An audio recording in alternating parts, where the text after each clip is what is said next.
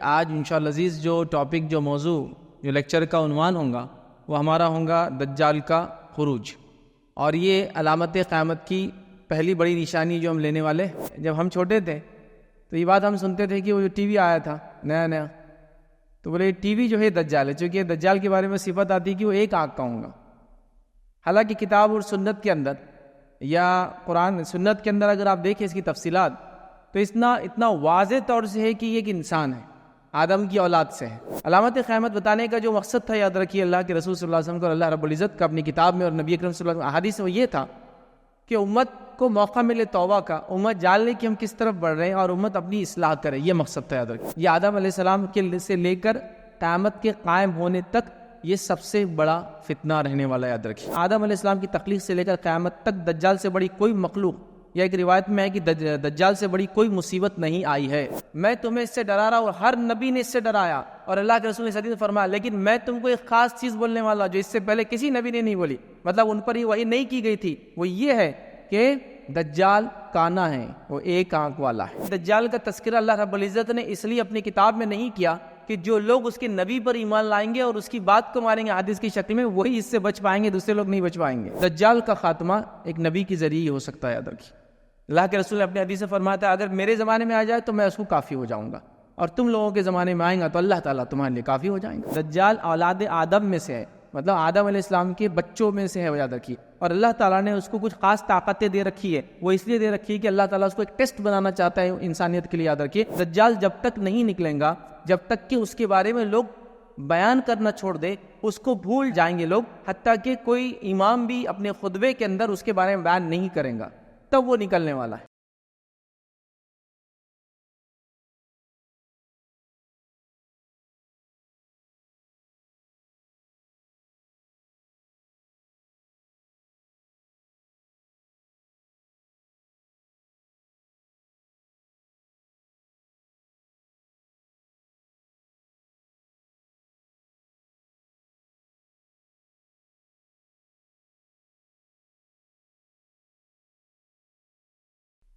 بسم اللہ الرحمن الرحیم، الحمدللہ۔ رمضان کانفرنس 2024 میں آپ سبھی کا استقبال ہے۔ السلام علیکم ورحمۃ اللہ وبرکاتہ۔ الحمدللہ رب العالمین۔ اسلامک ریسرچ سینٹر IRC کی 10 روزہ اسلامی کانفرنس 2024 میں آپ سبھی کا استقبال ہے۔ الحمدللہ آج کا یہ تیسرا سیشن ہے۔ اسلامک ریسرچ سینٹر کے متعلق چند باتیں میں آپ کے سامنے رکھ دوں۔ اسلامک ریسرچ سینٹر کے تعارف آپ سبھی کے سامنے موجود ہے، آپ سب جانتے ہیں، لیکن مختصر سا میں آپ کے سامنے کہتا چلوں۔ اسلامک ریسرچ سینٹر کا جو قیام ہے یہ سن 2001 میں عمل میں آیا ہے، جس کے صدر اور بانی جناب ایڈوکیٹ فیض سید صاحب ہیں، جنہیں الحمدللہ پچھلے 2 دن سے آپ لوگ سنتے آ رہے ہیں۔ اسلامک ریسرچ سینٹر کی جو کارکردگی ہے، جن شعبوں میں IRC کام کرتی ہے، میجر جو 3 فیلڈز ہے جس میں کام کیا جاتا ہے، جس میں ایک ہے دعوتی اور اصلاحی شعبہ۔ الحمدللہ اسلامک ریسرچ سینٹر پچھلے 23 سال سے قرآن اور حدیث کا پیغام مسلمانوں اور غیر مسلمانوں میں پہنچاتی آ رہی ہے۔ الحمدللہ یہ اللہ تعالیٰ کا بہت بڑا فضل و کرم ہے۔ اسی کے زیر تحت IRC کا ایک چینل ہے، IRC TV اس نام سے YouTube پر، جس کے 4 ملین سے زیادہ سبسکرائبر ہیں اور ہنڈریڈز آف کروڑ سے زیادہ اس کے ویوز ہیں۔ الحمدللہ یہ اللہ تعالیٰ کی مدد کے بغیر ناممکن چیز ہے، اور اسی کے ذریعے دنیا کے کونے کونے میں قرآن اور حدیث کا پیغام IRC کے ذریعے، اس چینل کے ذریعے پہنچ رہا ہے۔ الحمدللہ اس کے علاوہ شہر میں ہفتے واری دروس، اور اسی طرح اس شہر اور اس اسٹیٹ اور اس ملک، ایون بین الاقوامی جو پروگرامز ہوتے ہیں، اس میں ایڈوکیٹ فیض سید صاحب کو مدعو کیا جاتا ہے تاکہ وہ قرآن اور حدیث کی روشنی میں مختلف شعبوں میں مختلف لوگوں کی رہنمائی کر سکے۔ الحمدللہ یہ اللہ تعالیٰ کا بہت بڑا فضل ہے۔ اسی طرح جو دوسرا شعبہ IRC کا ہے، اس کا تعلق ایجوکیشن سے ہے۔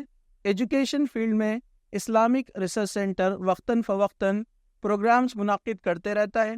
اسی طرح بہت سارے انسٹیٹیوشنز میں آپ کو مدعو کیا جاتا ہے کہ کس طرح سے بچوں کی تربیت، اساتذہ کی تربیت یا پیرنٹنگ، الحمدللہ اس پر فیض بھائی کے، ایڈوکیٹ فیض سید صاحب کے بہت سارے لیکچرز موجود ہیں اور کئی سینکڑوں لیکچرز آپ نے اس کے اوپر دیے ہیں الحمدللہ۔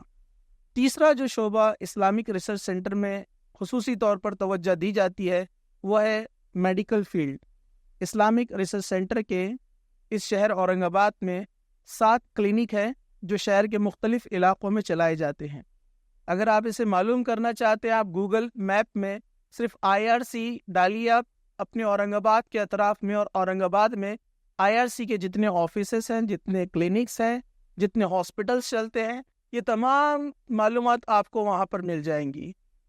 الحمدللہ اسلامک ریسرچ سینٹر کا ایک سپر اسپیشلٹی ہاسپٹل بھی ہے جو گیلیکسی IRC ہاسپٹل نام سے روشن گیٹ میں جو ہے موجود ہے، آپ اس کو بھی جو ہے معلومات وہاں پر جا کر لے سکتے ہیں الحمدللہ۔ اس کے علاوہ بہت سارے دیگر شعبوں میں، سوشل ورک میں اسلامک ریسرچ سینٹر ایکٹیو رہتا ہے الحمدللہ۔ اسلامک ریسرچ سینٹر کے جو صدر اور بانی ہے جناب ایڈوکیٹ فیض سید صاحب، ان کا مختصر سا تعارف میں آپ سبھی کے سامنے رکھ دوں۔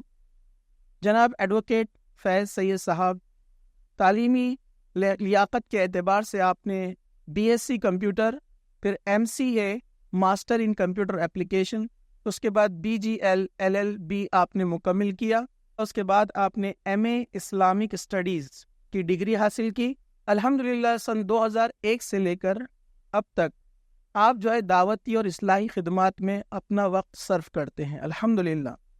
پیشے سے آپ ایک تاجر ہیں، لیکن آپ کا سارا وقت دعوتی سرگرمیوں میں لگا رہتا ہے۔ اب آج کا جو عنوان ہے اس کے تعلق سے میں آپ کو بتا دوں، آج کا جو ہمارا عنوان ہے آج کے اس تیسرے سیشن کا، اس کانفرنس کا، دجال کا خروج۔ ہم جانتے ہیں ہمارے معاشرے کے اندر دجال کے تعلق سے بہت ساری غلط فہمیاں ہیں۔ جیسے کچھ لوگ ہیں جو ٹی وی کو دجال کہتے ہیں، کچھ لوگ کہتے ہیں افریقہ میں ایک بچہ پیدا ہوا، اس کی ایک آنکھ تھی، جینیٹیکل پرابلم تھا، لوگوں نے اسے دجال کہہ دیا، اور الغرض بہت سارے عجیب و غریب عقیدے ہم نے جو ہے اس کے تعلق سے پال لیے، جبکہ یہ بہت اہم ہے، یہ ہمارے عقیدے کا حصہ ہے کہ ہمیں معلوم ہونا چاہیے کہ دجال کون ہے۔ انشاءاللہ تعالی اسی کے تحت آج جو ہے قرآن اور حدیث کی روشنی میں آپ کے سامنے جناب ایڈوکیٹ فیض سید صاحب تفصیلاً آپ کے سامنے بات پیش کریں گے کہ دجال کون ہے، وہ کہاں ہے، اور اس کا کہاں سے شروعات ہوئی، اس کا خاتمہ کیا ہوگا۔ میں زیادہ وقت نہ لیتے ہوئے جناب ایڈوکیٹ فیض سید صاحب کو دعوت دیتا ہوں کہ وہ یہاں پر آئے اور دجال کا خروج اس عنوان پر روشنی ڈالے۔ جزاک اللہ۔ بسم اللہ الرحمن الرحیم، الحمدللہ رب العالمین، والصلاة والسلام علی رسولہ الکریم وعلی آلہ وصحبہ اجمعین۔ رب اشرح لی صدری ویسر لی امری واحلل عقدۃ من لسانی یفقہوا قولی، اما بعد۔ تمام تعریفیں اس اللہ عز و جل کے لیے لائق و زیبا ہے جو تمام جہانوں کا بنانے والا اور اسے پالنے والا ہے، اور درود و سلام اس کے آخری نبی محمد صلی اللہ علیہ وسلم پر۔ میں آپ سب کا استقبال اسلامی طرز سے کرتا ہوں۔ السلام علیکم ورحمۃ اللہ وبرکاتہ۔ الحمدللہ ہم تمام یہاں اس 10 روزہ کانفرنس کے 3rd سیشن میں جمع ہوئے، اور جیسا کہ آپ تمام کے سامنے اعلان کیا گیا تھا کہ آج انشاءاللہ عزیز جو ٹاپک، جو موضوع، جو لیکچر کا عنوان ہوگا وہ ہمارا ہوگا دجال کا خروج، اور یہ علامت قیامت کی پہلی بڑی نشانی جو ہم لینے والے ہیں، اور علامت قیامت کے اندر جو ہم نے سیریز شروع کی اس کا 2nd پارٹ ہے، یاد رکھیں۔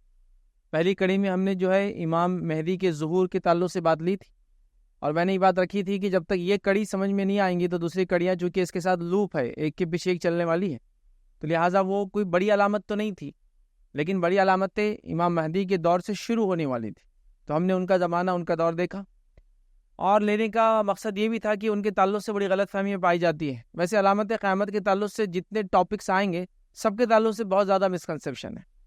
جیسے کہ تقریر سے پہلے جب انٹروڈکشن دیا گیا تو آپ کے سامنے بات آئی کہ دجال کے تعلق سے بھی ایسی کئی باتیں ہیں، جس میں سے خاص طور سے جب ہم چھوٹے تھے تو یہ بات ہم سنتے تھے کہ وہ جو ٹی وی آیا تھا نیا، تو بولے ٹی وی جو ہے دجال ہے، چونکہ دجال کے بارے میں صفت آتی ہے کہ وہ ایک آنکھ کا ہوگا، حالانکہ کتاب اور سنت کے اندر یا قرآن سنت کے اندر اگر آپ دیکھیں اس کی تفصیلات تو اتنا واضح طور سے ہے کہ یہ ایک انسان ہے، آدم کی اولاد سے ہے، مطلب وہ ایک انسان ہے، لیکن اس کے بعد بھی مشینز، گیجٹس اور پتہ نہیں کیا کیا چیزیں، مطلب جو بھی آئے لوگوں نے اس کو دجال کہنا شروع کر دیا۔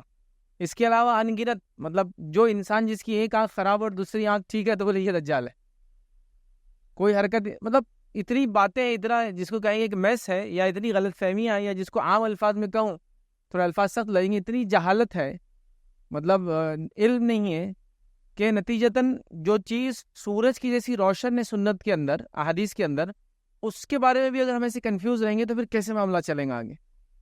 تو بہرحال تو یہ ایک کڑی ہے، اور یہ بڑی علامت میں سے پہلی علامت ہم دیکھیں گے۔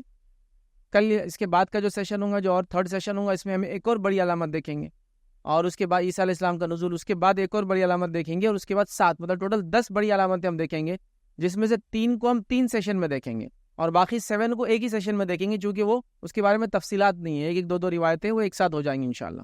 تو کل 10 بڑی علامتیں ہم دیکھیں گے، اور ایک چھوٹی علامت ہم دیکھ چکے، ٹوٹل ایسی 11 علامتیں ہم انشاءاللہ عزیز دیکھنے والے، جس میں آج ہم پہلی بڑی علامت انشاءاللہ عزیز میں آپ کے سامنے رکھوں گا۔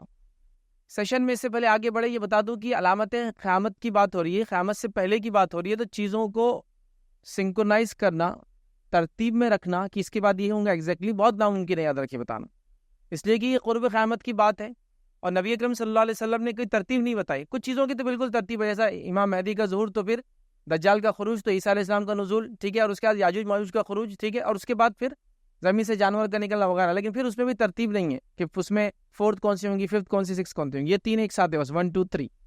اس کے ساتھ ساتھ ان علامتوں کے ساتھ ساتھ چھوٹی علامتیں بھی چلتی رہیں گی، یاد رکھیے، جو پہلے سے ہو رہی ہیں، زلزلوں کا آنا، جھوٹ کام بولا جانا، زنا کام ہونا، فلاں، وہ سب چلتی رہیں گی، ٹھیک ہے، وہ بھی اس کے ساتھ چلتی رہیں گی، بڑی علامتیں بھی اس کے ساتھ ظاہر ہوں گی، ٹھیک۔ اسی کے ساتھ ساتھ میں نے اس چیز کا خاص خیال رکھا ان لیکچرز کے اندر کہ میں چیزوں کو اور ایگزیجریٹ کر کے آپ کے سامنے نہ پریزنٹ کروں، کہ مطلب یہ ہوا تھا دیکھو یہ ابھی ہو رہا ہے، فلاں ہوا تھا ہم دیکھو ابھی فلاں ہو رہا ہے، حالانکہ علاقوں اور زمین کے نام آ رہے ہیں ہر جگہ، جیسا کہ ہم نے امام مہدی کے جو ہے ظہور کے اندر یہ بات دیکھی تھی کہ شام کا غلہ بند کر دیا جائے گا، ہے نا، یہ بات آئی تھی۔ اسی طرح آیا کہ عراق کا غلہ بند کر دیا جائے گا، اس کا دینار بند کر دیا جائے گا، اس کا روپیہ پیسہ بند کر دیا جائے گا۔ میں چاہوں تو آپ کو یہاں بہت اوور ایگزیجریٹ کر سکتا ہوں، دیکھو عراق پہ فلاں ہے، فلاں یہ حکومت فلاں ہے، شام کا بھی وہ حال ہے، سیریا کا حال دیکھیے کیا ہے، جو ہے فلسطین کا حال کیا ہے، لیکن میرا مقصد وہ نہیں ہے، کیونکہ وہ زمانہ نہیں ہے۔ جن لوگوں نے اوور ایگزیجریٹ کر کے ان علامتوں کو بتایا کہ یہ وقت وہی ہے جو ابھی چل رہا ہے، ان میں سے وہ لوگ تھے اکثر جو یہ کہتے تھے کہ دنیا صرف 1500 سال چلنے والی ہے، تو لہٰذا ابھی 1445 ہجری چل رہا ہے، ابھی بچے ہوئے صرف 65 ایئرس ہے۔ اس اعتبار سے انہوں نے ہر چیز کو سیٹ کرنے کی کوشش کی، بتایا کہ عراق میں یہ ابھی کا واقعہ ہے، اور شام کا تو یہ بالکل ابھی ہو رہا ہے۔ تو یہ ہوا، اس سے پہلے بھی عراق اور شام پہ ایسے فتنے آئے ہیں، یہ پہلا سال نہیں اور پہلی بار نہیں، آپ سمجھیے اس بات۔ تو لہٰذا میں نے چیزوں کو اور ایگزیجریٹ نہیں کیا، لوگوں کو یہ بتانے کی کوشش نہیں کی یہ ابھی ہو رہا ہے، بس یہ ایسے ہی ہو رہا ہے، یہ جب ہوگا قیامت سے پہلے ایسا ہوگا۔ نبی اکرم صلی اللہ علیہ وسلم نے بات کہی تو 1450 سال ہو گئے نا، تب سے تو لوگ یہ سب چیزیں دیکھ رہے ہیں۔ تو اگر وہ زمانے میں اگر کوئی 100 سال بعد کہتا کہ عراق پہ جب اٹیک ہوا فلاں ہوا کہ ہمارا ہی زمانہ ہے، تو آج اس سے 1300 سال ہوگا، اس کے بعد کیا ہوا؟ کچھ بھی نہیں ہوا۔ یہ آج جن لوگوں نے جھوٹے مہدی کا دعویٰ کیا اور عیسیٰ ہونے کا دعویٰ کیا، ان کے ہونے کے بعد علامتیں تو ایک کے بعد قیامت کی ایسی آئیں گی بڑی، جس کی کوئی انتہا نہیں، وہ اب تک ہوئی نہیں۔ تو مقصد یہ تھا کہ سچ اور جھوٹ کو الگ کرنا، ایکچوئل نالج کا ہے آپ کو دینا، چیزوں کو جس کو ہم کہیں گے ایموشنل سے زیادہ پریکٹیکلی جو صحیح باتیں رکھنے کی کوشش کرنا، یہ اصل اس لیکچر کا مقصد ہے۔ تو لہٰذا یہ ایکسپیکٹ آپ مت کیجئے کہ میں فلاں چیز کہہ رہا ہوں تو اس کا مطلب فلاں ہے، اور میں بھی انشاءاللہ کسی چیز کو پن پوائنٹ نہیں کروں گا، یہ ایسی ہے جو جنرل باتیں بتائی جا رہی ہیں، ان جنرل باتوں کو رکھ رہا ہوں، جب ہونا ہوں گی علامتیں ہو جائیں گی اور ہم لوگ اس کو جو وٹنس کر لیں گے، اور جو لوگ اس زمانے میں رہیں گے اس کو وٹنس کریں گے۔ نبی اکرم صلی اللہ علیہ وسلم نے بتا دیا۔ علامت قیامت بتانے کا جو مقصد تھا، یاد رکھیے، اللہ کے رسول صلی اللہ علیہ وسلم کو اللہ رب العزت کا اپنی کتاب میں اور نبی اکرم صلی اللہ علیہ وسلم احادیث میں یہ تھا کہ امت کو موقع ملے توبہ کا، امت جان لے کہ ہم کس طرف بڑھ رہے ہیں، اور امت اپنی اصلاح کرے، یہ مقصد تھا، یاد رکھیے۔ اسی مقصد کے تحت میں بھی آپ کے سامنے باتیں رکھوں گا۔ تو آئیے جو 10 بڑی علامتیں ہیں آج میں آپ کے سامنے خالی بیان کر دیتا ہوں، اور آنے والے دن میں ہم دیکھیں گے، آج اس میں سے ایک دیکھیں گے۔ بڑی علامتوں میں سے پہلی علامت یاد رکھیں، خروج دجال، جو آج ہوگا، دجال کا خروج۔ اس کے بعد دوسری علامت بڑی ہے نزول عیسیٰ علیہ الصلوۃ والسلام کا نزول۔ تیسری بڑی علامت ہے یاجوج اور ماجوج کا خروج۔ اس کے بعد चौथी, पांचवी, छठी एक ही अलामत याद रखे, नबी अकरम सल्लल्लाहु अलैहि वसल्लम फरमाया कि खस्फ होगा, ज़मीन धसेंगी मशरिक और मगरिब और अरब के इलाके के अंदर, ये तीन है, मतलब 4, 5 और 6। उसके बाद हदीस में आता है धुआं निकलेगा, जो कि सातवीं बड़ी अलामत याद रखे, जो इंसानियत को जो है एक धुआं एक किस्म का निकलेगा, लोग देख लेंगे और बचा लेंगे, क़यामत करीब है। उसके बाद 8वां होगा याद रखिए, ज़मीन से एक जानवर निकलेगा, ठीक है, और वो मोमिन और काफिर का फ़र्क कर देगा। 9वीं अलामत होंगी सूरज का मगरिब से तुलू होना, मतलब जो उसका रूटीन है उससे हटकर वो जो निकलेंगे, याद रखिए मगरिब में डूबता है वो उल्टे डायरेक्शन से निकलेगा। और 10वीं आखिरी एक ऐसी आग जो लोगों को मकाम महशर पे ले जाकर जमा कर देंगे, ठीक है। तो आज पहली अलामत मैं आपके सामने रखूंगा दज्जाल का खुरूज, इंशाअल्लाह अज़ीज़ हम देखेंगे, जो कि बड़ी अलामत भी है और जो कि बहुत बड़ी अलामत है अपने आप में। और ये दज्जाल एक ऐसा फितना है जो इंसानियत ने इससे पहले कभी नहीं देखा होगा, मतलब आदम अलैहिस्सलाम की औलाद में, ये आदम अलैहिस्सलाम के से लेकर क़यामत के कायम होने तक ये सबसे बड़ा फितना रहने वाला, याद रखिए, ठीक है। तो लिहाजा उस फितने की हम बात कर रहे हैं।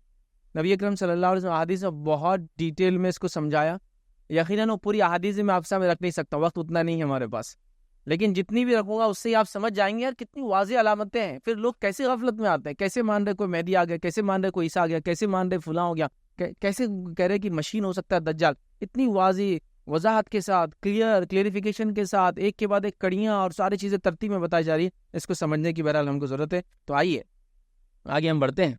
सही मुस्लिम की रिवायत है, नबी अकरम सल्लल्लाहु अलैहि वसल्लम फरमाया, जब तक तुम 10 निशानी ना देख लो क़यामत कायम नहीं होंगी। 10 निशानियाँ क्या है मैं आपको बता चुका। अब आइए दज्जाल के ताल्लुक से नबी अकरम सल्लल्लाहु अलैहि वसल्लम फरमाते, सही मुस्लिम की रिवायत आपने फरमाया कहा, आदम अलैहिस्सलाम की तख्लीक से लेकर क़यामत तक दज्जाल से बड़ी कोई मखलूक, या एक रिवायत में है कि दज्जाल से बड़ी कोई मुसीबत नहीं आई है। मतलब आदम अलैहिस्सलाम सलातो वस्सलाम जब से दुनिया में आए तब से लेकर क़यामत तक इससे बड़ा कोई फितना नहीं है, मतलब ये सबसे बड़ा फितना है। और ये इतना बड़ा फितना है कि अल्लाह के रसूल सल्लल्लाहु अलैहि वसल्लम ने फरमाया कि नूह अलैहिस्सलातु वस्सलाम ने भी अपनी कौम को इससे डराया है। किसने डराया है? नूह अलैहिस्सलातु वस्सलाम, जो पहले रसूल है, याद रखिए, जो इंसानियत की तरफ भेजे गए, उन्होंने भी अपनी कौम को डराया कि आने वाला, याद रखिए। नबी अकरम सल्लल्लाहु अलैहि वसल्लम से कुछ रिवायतें मिलती है जिसमें अपने अलामत क़यामत जब सहाबा को बताई, दज्जाल वगैरह तमाम तफसीलात बताई, कि सहाबा कहते हैं कि जब हम उस दर्स से निकले, उस लेक्चर से निकले, तो झाड़ों की जो सरसराहट हो रही थी, खजूर के झाड़ होते हैं ना, हवा से चलते हैं, तो उस सरसराहट को सुन के हमको डर लगने लगा कि दज्जाल निकल ना जाए। मतलब आप सल्लल्लाहु अलैहि वसल्लम ने बताई तो सहाबा उसको डर गए। ये एक रियल चीज़ है, याद रखिए, इसकी हकीकत है, याद रखिए, ठीक है। तो ये सबसे बड़ी, याद रखिए, मुसीबत है जो इंसान देखेगा। इस तरह सही बुखारी की रिवायत, उसमें अल्फाज ये है, मैं तुम्हें इससे डरा रहा हूँ, और हर नबी ने अपनी कौम को इससे डराया, हत्ता कि आदम अलैहिस्सलाम ने डराया, हर नबी का लफ्ज़ है, मैं तुम्हें इससे डरा रहा हूँ, हर नबी ने इससे डराया। और अल्लाह के रसूल ने सदी में फरमाया, लेकिन मैं तुमको एक खास चीज़ बोलने वाला जो इससे पहले किसी नबी ने नहीं बोली, मतलब उन पर ही वही नहीं की गई थी, वो ये है कि दज्जाल काना है, वो एक आंख वाला है।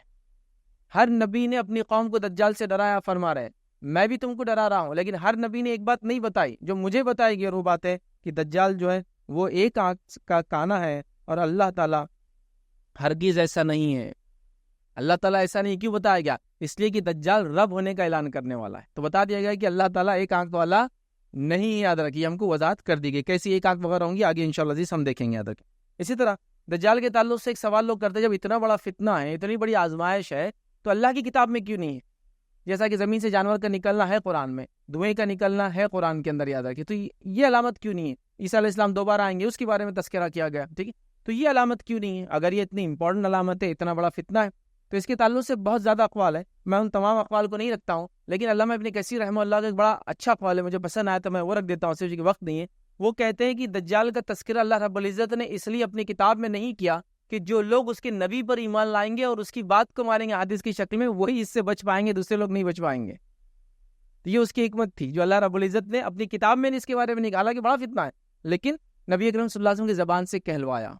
तो उनकी ये बात बड़ी मुझे अच्छी लगी जो उन्होंने कहा, इसलिए मैंने आपके सामने रख दिया था। अब आइए, इमाम मेहदी के बाद कुछ निशानियां ज़ाहिर होंगी। अब दज्जाल जब निकलेगा, जब इमाम मेहदी दुनिया में होंगे, याद रखिए। अब अगर आप सवाल करेंगे उनकी ज़िंदगी कौन से साल में वो आएगा, मुझे नहीं पता, कुछ भी ये तफसीलात कहीं भी नहीं मिलती, लेकिन वो उनके ज़माने में आ रहा है। मतलब मेहदी मौजूद है, वो लेक्चर हमने इमाम मेहदी के इंतकाल तक लिया था, लेकिन उसके बीच के पार्ट मैंने कहा था आज लूँगा। तो इमाम मेहदी हयात है अभी, और दज्जाल निकल रहा है। इमाम मेहदी के दौर में ही फितने फैल रहे हैं, कैसे कैसे फितने, वो भी अभी रखूंगा। और उसके बाद दज्जाल का लोग इंतजार कर रहे हैं, और जंगें हो रही पूरी दुनिया के अंदर। अब ये किस लेवल की जंगें हम नहीं जानते, लेकिन बहुत जंगें होंगी, ठीक है, मतलब बहुत ज़्यादा खुरेज जंगें, और हर सिंक में जंगें हो रही, याद रखिए। मतलब दुनिया जो है एक आत्मे की तरफ जा रही है, एक दूसरे को डिस्ट्रक्शन वाला दौर है। ان کی کڑیاں کیسی وہ بھی میں نہیں بتا سکتا ہوں کہ بھائی یہ کڑی کے بعد یہ ہوں گا ایگزیکٹلی، یہ الفاظ کے بعد یہ ہوں گا، یا دونوں ساتھ ہوں گے، واللہ عالم، یا سارے فرنٹس پہ جنگیں چل رہی ہوں گی، ایک ورلڈ وار جیسا مچ جائیں گا، واللہ عالم، کچھ نہیں پتا ہم کو، لیکن ہونے والی ہے۔ تو امام مہدی موجود ہے، دجال ابھی نکلا نہیں ہے، امام مہدی کے دور میں جنگیں ہو رہی ہے، جنگیں ابھی ختم نہیں ہو رہی تو دجال نکل رہا ہے۔ دجال نکلنے کے بعد لوگ اپنے اپنے گھروں میں چھپ جا رہے ہیں، چونکہ اس کو اللہ کے رسول نے منع کیا کوئی جا کے اس کا کنفرنٹیشن کرے۔ ہمیں یہ حکم دیا گیا کہ دجال آئے تو کوئی یہ نہیں کرے میں جا کے دیکھتا ہوں، اپنے ایمان کو آزمائش میں ڈالنا نہیں چاہیے، تو لوگ چھپے اپنے گھروں کے اندر، جو جہاں وہاں چھپائے، اور اس کے بعد لوگ دعا کر رہے ہیں، اس کے بعد لوگ طے کریں کہ بس سب برداشت کے باہر ہے، اب چلو لڑنے نکل جاتے دجال سے۔ اور جب لوگ لڑنے کے لیے نکلنے کا ارادہ کریں گے دجال سے، تو عیسیٰ علیہ السلام کو اللہ تعالیٰ نازل کر دیں گا، چونکہ میں نے پہلے آپ کو بات رکھی تھی کہ دجال کا خاتمہ ایک نبی کے ذریعے ہی ہو سکتا ہے، یاد رکھیے۔ اللہ کے رسول نے اپنے حدیث سے فرمایا تھا اگر میرے زمانے میں آ جائے تو میں اس کو کافی ہو جاؤں گا، اور تم لوگوں کے زمانے میں آئیں گا تو اللہ تعالیٰ تمہارے لیے کافی ہو جائیں گا۔ تو ایک نبی اس کے لیے آنے والے، یاد رکھیے، ٹھیک ہے۔ تو لہٰذا امام مہدی موجود ہے، مسند احمد کی روایت ہے۔ علامت قیامت یاد رکھیے، ایک آپ سے فرماتے ہوئے کہتے ہیں مسند احمد کی روایت میں، علامت قیامت تار میں پروئی ہوئی موتیوں کی جیسا ہے، ایک دھاگے میں تار میں پروئی موتیوں کی جیسا آپ فرماتے ہیں، پس اگر تار ٹوٹ جائے تو موتی ایک کے بعد ایک گرنا چالو ہو جاتے ہیں۔ مطلب علامت قیامت جو اب ہو رہی ہے، یہ دجال سے جو شروع ہو رہی ہے، آپ فرما رہے ہیں یہ ایسا ہے جیسا ایک ہوتا نا ہار وغیرہ لیڈیز پہنتے ہیں، اس کے جیسا، اس کا تار ٹوٹتے کیسے ایک ساتھ گرتا ہوا، ایسا پکڑنے کی کوشش کرنے تک تو گر بھی جاتا ہے، ویسے آنے والے بہت جلدی جلدی آئیں گے کی بات۔ امام مہدی کا دور 7 8 9 سال کا، عیسیٰ علیہ السلام نازل ہو جائیں گے 40 سے 45 سال کا وقت رہیں گا، اور اس کے بعد یاجوج ماجوج انہی کے دور میں آ رہے ہیں، اور اس کے بعد پھر ایک کے بعد ایک علامتیں یاد رکھیں بہت جلدی جلدی آنے والی، ٹھیک ہے۔ تو اس بات کو بھی اللہ کے رسول صلی اللہ علیہ وسلم نے حدیث کے اندر بتا دیا۔ اب دجال کے تعلق سے آج میں کیا کیا باتیں آپ کے سامنے رکھوں گا اس لیکچر میں، اور اس میں بھی صرف ہنٹ دیتا چلوں گا، تفصیلات میں نہیں جائیں گے، حدیث بہت زیادہ متواتر درجے کو پہنچتی ہے، لیکن ہم کچھ باتیں، پہلی چیز ہم دیکھیں دجال کون ہے، دوسری دیکھیں گے آج وہ کہاں موجود ہے، تیسرا ہم دیکھیں کیا اس سے پہلے بھی کبھی اس کو دیکھا گیا ہے، چوتھا ہم دیکھیں گے اس کی علامتیں کیا ہوں گی، جب وہ آئیں گا تو کیا حالات ہوں گے، پانچواں دیکھیں گے اس کے خروج کا سبب کیا بنے گا، وہ نکلیں گا تو کیا حالات ہوں گے، اس کے بعد ہم دیکھیں گے دجال کے بارے میں غلط عقائد لوگوں میں کیا پائے جاتے ہیں۔ یہ چند باتیں انشاءاللہ آج میں آپ کے سامنے رکھنے کی کوشش کروں گا۔ تو آئیے پہلے دجال کون ہے یہاں سے ہم بات کو چالو کرتے ہیں۔ تو پہلی چیز، دجال جو ہے اولاد آدم میں سے ایک شخص ہے جسے اللہ تعالیٰ نے کچھ اسپیشل طاقتیں اپنی طرف سے دے رکھی ہے، اور ایسی طاقتیں جو اس سے پہلے انسانیت میں کسی کو نہیں دی تھی، تاکہ انسانیت کو آزمائیں۔ تو یہاں پورا کلیریفیکیشن ہو گیا کہ دجال کوئی مشین نہیں ہے، کوئی اسکرین نہیں ہے، کوئی اور چیز نہیں، دجال اولاد آدم میں سے ہے، مطلب آدم علیہ السلام کے بچوں میں سے ہے، یاد رکھیے۔ اور اللہ تعالیٰ نے اس کو کچھ خاص طاقتیں دے رکھی ہے، وہ اس لیے دے رکھی ہے کہ اللہ تعالیٰ اس کو ایک ٹیسٹ بنانا چاہتا ہے انسانیت کے لیے، یاد رکھیے، اور اس نے یہ کیا، یاد رکھیے، ٹھیک ہے۔ تو یہ ایک آزمائش اور امتحان ہے میرے اور آپ کے لیے اللہ تعالیٰ کی طرف سے۔ کیوں، کیا، کیسے اللہ تعالیٰ لوگوں کو آزماتا ہے، اس لیے کہ جنت بغیر آزمائش کے حاصل نہیں ہوتی، اس بات کو یاد رکھیے، ٹھیک ہے۔ تو اس طرح سے تو واضح ہو گئی یہ انسان ہے۔ دوسری چیز یاد رکھیے، صحیح بخاری کی روایت ہے، دجال کے تعلق سے معلومات رکھنا ہم کو بہت ضروری، یاد رکھیے، اس کے صفات، اس کے بارے میں معلومات رکھنا ضروری ہے، ٹھیک ہے۔ کسی چیز کے بارے میں علم رکھنا اس کے بارے میں جہالت سے کہیں بہتر ہے، اور صحابہ میں سے کچھ صحابہ کا یہ معمول تھا کہ وہ اللہ کے رسول صلی اللہ علیہ وسلم سے فتنوں کے بارے میں زیادہ سوال کرتے تھے، وہ اس وجہ سے کہ ایسا نہ ہو کہ اس میں مبتلا ہو جائے، تو لہٰذا دجال کے بارے میں سوال کرتے رہنا چاہیے۔ اور نبی کریم صلی اللہ علیہ وسلم نے اس بات کو بیان بھی کر دیا ہے کہ دجال جب تک نہیں نکلیں گا، جب تک کہ اس کے بارے میں لوگ بیان کرنا چھوڑ دے، اس کو بھول جائیں گے لوگ، حتیٰ کہ کوئی امام بھی اپنے خطبے کے اندر اس کے بارے میں بیان نہیں کریں گا، تب وہ نکلنے والا ہے۔ تو جو لوگ آج کہہ رہے ہیں امام مہدی آ گئے، عیسیٰ علیہ السلام کا نزول ہو گیا، میرا ان سے سوال ہے، دجال کو تو یاد کیا جا رہا، ابھی دیکھیں کتنا بڑا مجمع اس کو سن رہا ہے، اور سب وہ جگہ ایسے لیکچرز ہو رہے ہیں اس کے بارے میں، تبھی سب کو یاد ہے۔ جمعہ کے خطبوں میں کبھی شروع ہو جاتا ہے علامت قیامت، پھر تذکرہ آ جاتا ہے نا، آپ سب کو بچے کو معلوم ہے دجال آنے والا ہے، حتیٰ کہ لوگ کسی کا آنکھ خراب ہے تو مزاحیتاً اس کو دجال بول دیتے، غلط بات ہے لیکن بول دیتے، مطلب نون ہے دجال، معلوم ہے لوگوں کو وہ زمانہ دجال جب نکلے گا لوگ بھول چکے ہوں گے۔ تو جو لوگ کہہ رہے ہیں علامت قیامت ظاہر ہو رہی ہے، چھوٹی ہو سکتی ہے لیکن بڑی کوئی بھی نہیں، سب جانتے ہیں، ابھی ہم لوگ ڈسکس کر رہے ہیں اس کے بارے میں۔ وہ زمانہ آئیں گے جب سب لوگ بھول جائیں گے، خطیب خطبہ دینا چھوڑ دیں گے اور وہ اچانک آ جائے گا، مطلب لوگ اس کے بارے میں فکر مند نہیں رہیں گے کہ وہ آنے والا ہے۔ حالانکہ نوح علیہ السلام اپنی قوم کو ڈرا رہے ہیں، اس سے آپ اندازہ لائے کتنا عظیم فتنہ ہے، کتنا بڑا فتنہ ہے۔ بہرحال اب دجال اس کا نام کیوں اس طرح سے پڑا وہ ہم دیکھتے ہیں۔ اس کا نام یاد رکھے مسیح دجال ہے، مسیح بھی اس کا نام آتا ہے، حدیث میں کئی جگہ مسیح کا لفظ بھی ہے، مسیح دجال۔ آپ کہیں گے عیسیٰ علیہ السلام کو بھی تو مسیح کہا جاتا ہے، دونوں میں فرق ہوتا ہے، یاد رکھیں۔ عیسیٰ علیہ السلام کو مسیح کہے جانے کے جو وجوہات میں سے ایک وجہ ہے، وہ لوگوں کو ہاتھ پھیرتے تھے اور اس سے لوگوں کو شفا مل جاتی تھی، تو اس کو مسح بولتے، وہ رب کرنے کو، جیسے ہم بولتے سر کا مسح، اسی سے لفظ مسیح آتا ہے۔ وہ ہاتھ پھیرتے تھے، بیماریاں دور ہو جاتی، وہ ان کو اس لیے۔ لیکن مسیح کا اور ایک معنی ہے، مسیح کا ایک معنی ہے ایک آنکھ سے جو کانا ہوتا ہے اس کو مسیح کہتے ہیں، مطلب دوسری آنکھ مس ہو گئی، مس مطلب مٹ گئی، مس مٹنے کو بھی کہتے ہیں نا, مس ہوگی اس کی صورت بولتے ہیں نا, مسا کی, تو اس سینس میں وہ مٹی ہوئی ایک آنکھ ہوں گی, ٹھیک ہے, اس وجہ سے اس کو مسیح کہا گیا. دوسرا یاد رکھیے, بہت زیادہ جھوٹ بولنے والے کو بھی کہتے ہیں, یاد رکھیے, ٹھیک ہے. اسی طرح جو ہے بہت زیادہ سفر کرنے والے کو مسیح کہتے ہیں, بہت سفر کرنے والا. تو دجال بہت سفر کرے گا, 40 days تک ٹریول کرے گا اور دنیا کا ہر شہر جائیں گا, ایوری سٹی میں داخل ہوں گا سوا مکہ مدینہ چھوڑ کر, آگے تفصیلات آئیں گی. تو سفر بھی کریں گے, اس لیے اس کو مسیح دجال کہتے ہیں, ٹھیک ہے. تو مسیح آنے والا ہے, یہ یہودیوں کو پتا تھا, جیسا میں نے اس سے پہلے کہا تھا, یہود بھی ایک مسیح کے انتظار میں. مسئلہ یہ ہوا کہ یہود کو جو مسیح دیے گئے تھے وہ عیسیٰ علیہ السلام تھے, انہوں نے ان کا تو انکار کیا, نعوذ باللہ. اتنے الزامات لگا ان کی والدہ پہ کہ حتیٰ کہ ان کو سولی چڑھانے پر انہی کی جس کو کہتے ہیں غیبتیں اور انہی کی چغلیاں اور ان کی مقبریوں کا نتیجہ تھا, یاد رکھیں. اللہ نے ان کو اٹھا لیا بہرحال. اب وہ جس مسیح کا انتظار کر رہے ہیں وہ ایکچولی مسیح عیسیٰ نہیں, وہ دجال کا انتظار کر رہے ہیں ایکچولی. اب تو وہ قوم بھی اس کا انتظار کر رہی, یاد رکھیں, مسیح کے نام سے. لیکن وہ اب غلط مسیح, اینٹائی کرائسٹ کے پیچھے پڑے. کرائسٹ آگے چلے گیا تھا, عیسیٰ علیہ السلام چلے گئے جو مسیح ان کو دے. اب یہ جو ہے اس کے چکر میں پڑے کہ اب ان کا آخری مسیح آنے والا ہے. اور مسلمانوں میں کئی فرقوں کے عقیدے کہ مسیح آنے والا, آخری امام آنے والا وغیرہ وغیرہ, یاد رکھیں. بہرحال تو اب دجال یاد رکھیے, اس کو اس لیے اس کو مسیح دجال کہتا ہے. اور دجل کہتے ہیں, یاد رکھیے, بہت زیادہ جھوٹ بولنے والے کو دجال بولتے ہیں. بہت جھوٹ, مطلب اتنا جھوٹ کی جس کی کوئی ملاوٹ نہیں, یہ جھوٹ بھی بولنے والا, یہ تو آزمائش ہے. تو لہٰذا اس کو مسیح دجال, مطلب ایک آنکھ سے کانا, جھوٹا, یا اس کو بہت زیادہ سفر کرنے والا, جھوٹا, ٹھیک ہے. تو یہ فتنہ یاد رکھیں انسانیت کے لیے سب سے بڑا. اب یاد رکھیں دجال کا دعویٰ کیا ہوگا, وہ کیا دعویٰ کریں گا. دجال کا دعویٰ یاد رکھیں تو نبوت کا دعویٰ کریں گا, اور اس کے بعد اس کا اصل دعویٰ رہے گا رب العالمین ہونے کا, نعوذ باللہ. وہ اپنے آپ کو رب ڈکلیئر کریں گا, خدا ڈکلیئر کریں گا, الہ ڈکلیئر کریں گا, ٹھیک ہے. تو لہٰذا اس کا دعویٰ ہوگا کہ وہ رب العالمین ہے, مطلب نعوذ باللہ وہ اللہ تعالیٰ, یہ اس کا دعویٰ ہوگا, یاد رکھیں, ٹھیک ہے. اب یاد رکھیے مہدی کا دور شروع ہو چکا ہے, ٹھیک ہے, اور مہدی کا دور چل رہا ہے. تو کیا علامتیں ہوں گی جب دجال نکلیں گا, وہ علامتیں اب میں آپ کے سامنے رکھ رہا ہوں. اور یہ علامتیں جب ہو رہی ہے جب مہدی موجود ہے, امام مہدی دنیا میں, اب علامتیں آ رہی ہے, دجال نکلنے والا ہے. تو جس کو کہیں گے پری دجال کیا ایونٹس ہو رہے ہیں, بیک گراؤنڈ میں کیا ہو رہا ہے. پھر میں کہوں گا جو میں باتیں آپ کے سامنے رکھوں گا, میں کسی بات کو پن پوائنٹ نہیں کروں گا, ہاں دیکھو آج یہ ہو رہا, تو یہ جب ہو جائیں گا تو جو لوگ زندہ ہوں گے وہ دیکھ لیں گے. میں خواہ کے چیزوں کو ایسی بتا کر نہ اپنے آپ کو گمراہ ثابت کرنا چاہوں گا کہ یہ بول کر کہ چیز تو ہوئی نہیں, لوگ بولیں گے فیض بھائی تھے مر گئے, اب تک کوئی علامت نہیں ہے, ایسا بتایا تھے انہوں نے ہم کو کہ بس اب کل ہی قیامت آنے والی, نہیں ہوں گا ویسے, ٹھیک ہے. تو لہٰذا ہم اس کو جیوں کا تو بات حدیث کی شکل میں آپ کو رکھنے کی میں کوشش کروں گا. اب صحیح مسلم کی روایت ہے, دجال سے پہلے امام مہدی موجود ہے, دجال آنے والا ہے, اس سے پہلے کے حالات. اب اس سے پہلے کے حالات میں صحیح مسلم کی روایت میں الفاظ ہے, تم جو ہے جزیرہ عرب میں جنگ کرو گے, مڈل ایسٹ میں جنگ ہوں گی, جزیرہ عرب میں تم جنگ کرو گے, اللہ تعالیٰ اسے فتح کر دے گا. اب یہ کون جنگ کر رہا ہے, امام مہدی کر رہے ہیں. کس کے ساتھ کر رہے ہیں, وہ لشکر جس نے ان کو سپورٹ کیا, جو ایسٹ سے مشرق سے لوگ آئے تھے, خراسان سے جو لوگ آئے تھے, اور اس کے ساتھ وہ لوگ جنہوں نے کہا تھے بیعت کیے تھے, وہ لوگ جو عراق سے تھے, وہ لوگ جو شام سے تھے, وہ ہم دیکھ چکے. تو اب یہ لوگ لڑ رہے, چونکہ لوگ ان کا انکار کر رہے ہیں, یا لوگ فتنے مبتلا, یا لوگ شرنگیزی کر رہے ہیں, یا لوگ حق کے خلاف کر رہے ہیں, تو وہ جنگ لڑیں گے سب سے پہلے مڈل ایسٹ میں. تو عرب میں تم جنگ کرو گے, اللہ تعالیٰ اسے فتح کر دے گا. پھر تم ایران پر حملہ کرو گے, ٹھیک ہے, اور اسے بھی فتح کر لو گے. پھر تم روم پر حملہ کرو گے, یا روم سے مراد یورپ ہوتا ہے, یاد رکھیں. روم جب بھی لفظ آئیں گا یا رومی آئیں گا تو یوروپین اس کا معنی ہوتا ہے, یاد رکھیں, ٹھیک ہے. تو روم پر حملہ کرو گے, یورپ پر تم اٹیک کرو گے, اور اللہ تعالیٰ اسے بھی فتح کر دے گا. پھر تم دجال سے جنگ کرو گے, مطلب یہ سب اٹیکس کے بعد دجال لیں گے, دجال سے جنگ کرو گے اور اللہ تعالیٰ اسے بھی فتح کر دے گا, یاد رکھیے. اور یاد رکھیے یہ 4 جنگوں کا تذکرہ یہاں ہو رہا, تو وہ ایک عالمی جنگ ایک طرح سے چھڑی ہوئی ہے, ایسٹ ویسٹ اور نارتھ ساؤتھ سب جگہ جنگیں چل رہی ہے. اور جب یہ حالات آ رہے ہیں تب امام مہدی موجود ہے اور دجال نکلنے والا ہے تب. تو پہلی جنگ ہو رہی خود عرب کے اندر, دوسری ایران کے علاقے میں ہو رہی, اور تیسری جو ہے یورپ سے ہو رہی, اور اس کے بعد پھر دجال آ رہا ہے. تو وہ بڑی بڑی جنگیں چالو اور اس کے بیچ میں دجال آنے والا ہے. آئیے اور کچھ چیزیں وضاحت کے ساتھ ہم دیکھتے ہیں.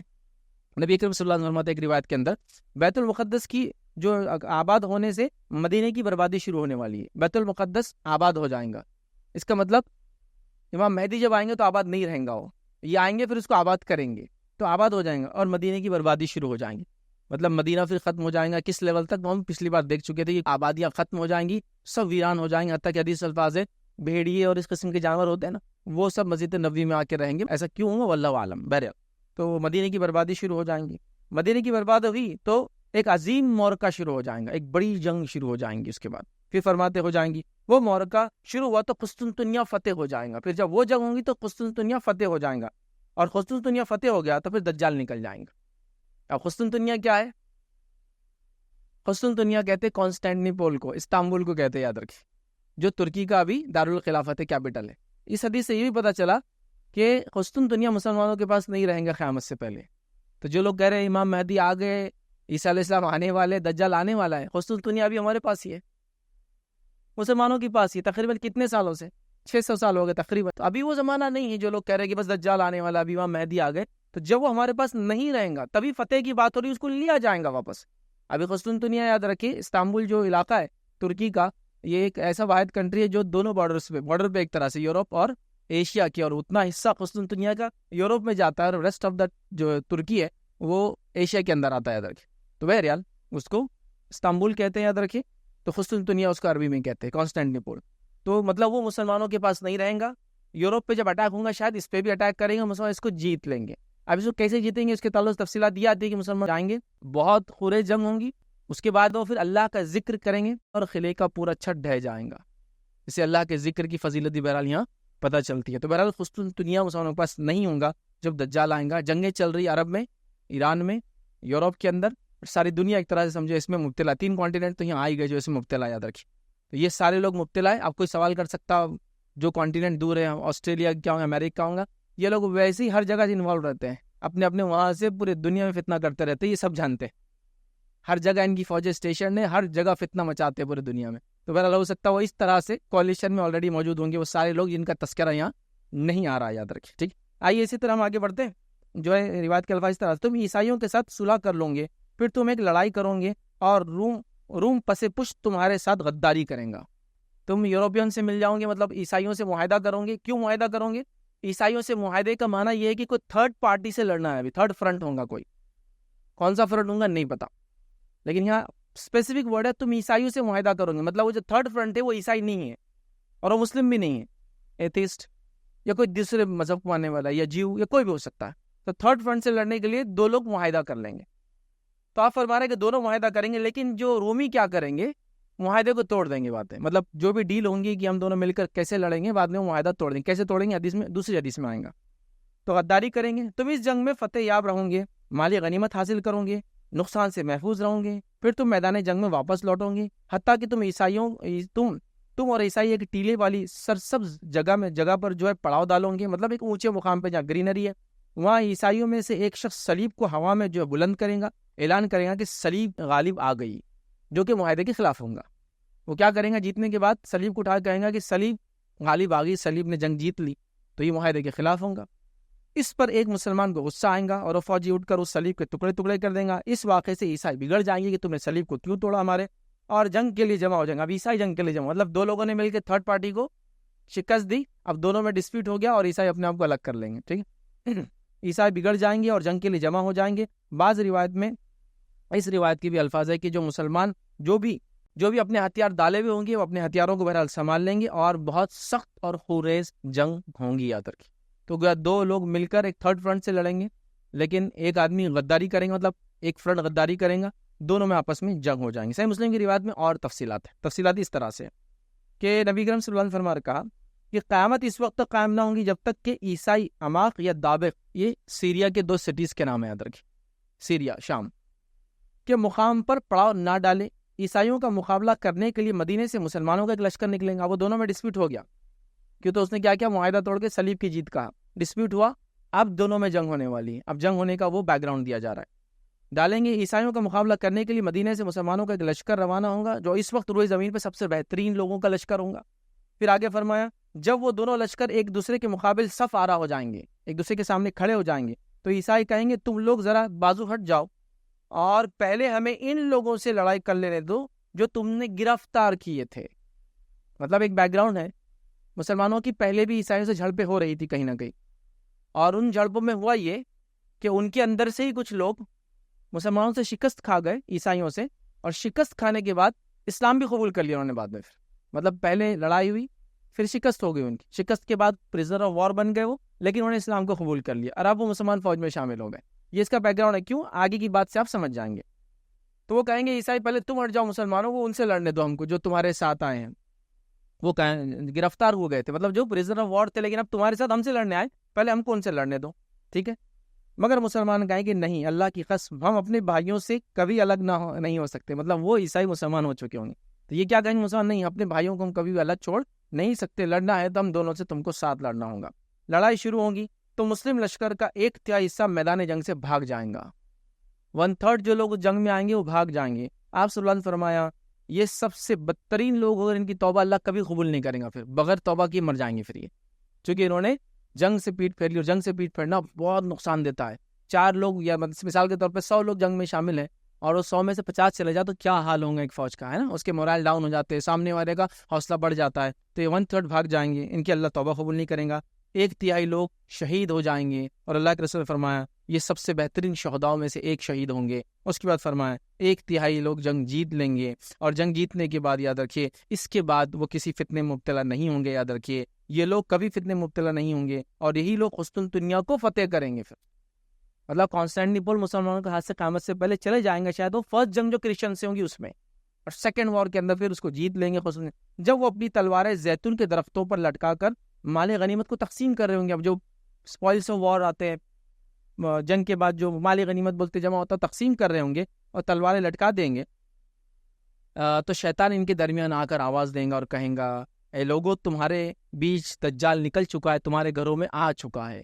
مسلمان جیسے ہی یہ سنیں گے اپنے مال غنیمت کو چھوڑیں گے، تلوار کو واپس نکالیں گے، گھروں کی طرف بھاگنا شروع ہوں گے۔ لیکن یہ کال آپ صلی اللہ علیہ وسلم فرما رہے شیطان کی جھوٹی کال ہوگی، مطلب وہ جھوٹ بولیں گے ایسے، تو لہٰذا آپ نے فرمایا کہ وہ گھبراہٹ کے مارے جلدی جلدی نکلیں گے فوج سے کہ گھروں کی طرف نکلو جانا ہے، اور شیطان کی خبر تو باطل ہوگی۔ لیکن جب وہ شام پہنچیں گے، مطلب قسطنطنیہ سے نکل کے شام تک آ رہے، ترکی پورا پار کر کے شام آئیں گے، تب تک پتہ چلیں گا دجال ظاہر ہو چکا ہے، وہ نکل چکا ہے۔ یاد رکھ۔ تو بہرحال یہ بیک گراؤنڈ تھا، جنگی خوریزی، لڑائی جھگڑا، مار پیٹ اور برائی، چونکہ لوگوں نے اپنے حالات ایسی بنا لیے، چونکہ ان کے پاس کوئی ایٹیکیٹس، کوئی مورلس، کوئی جس کو کہیں گے زندگی کے اندر کوئی اصول باقی نہ رہے۔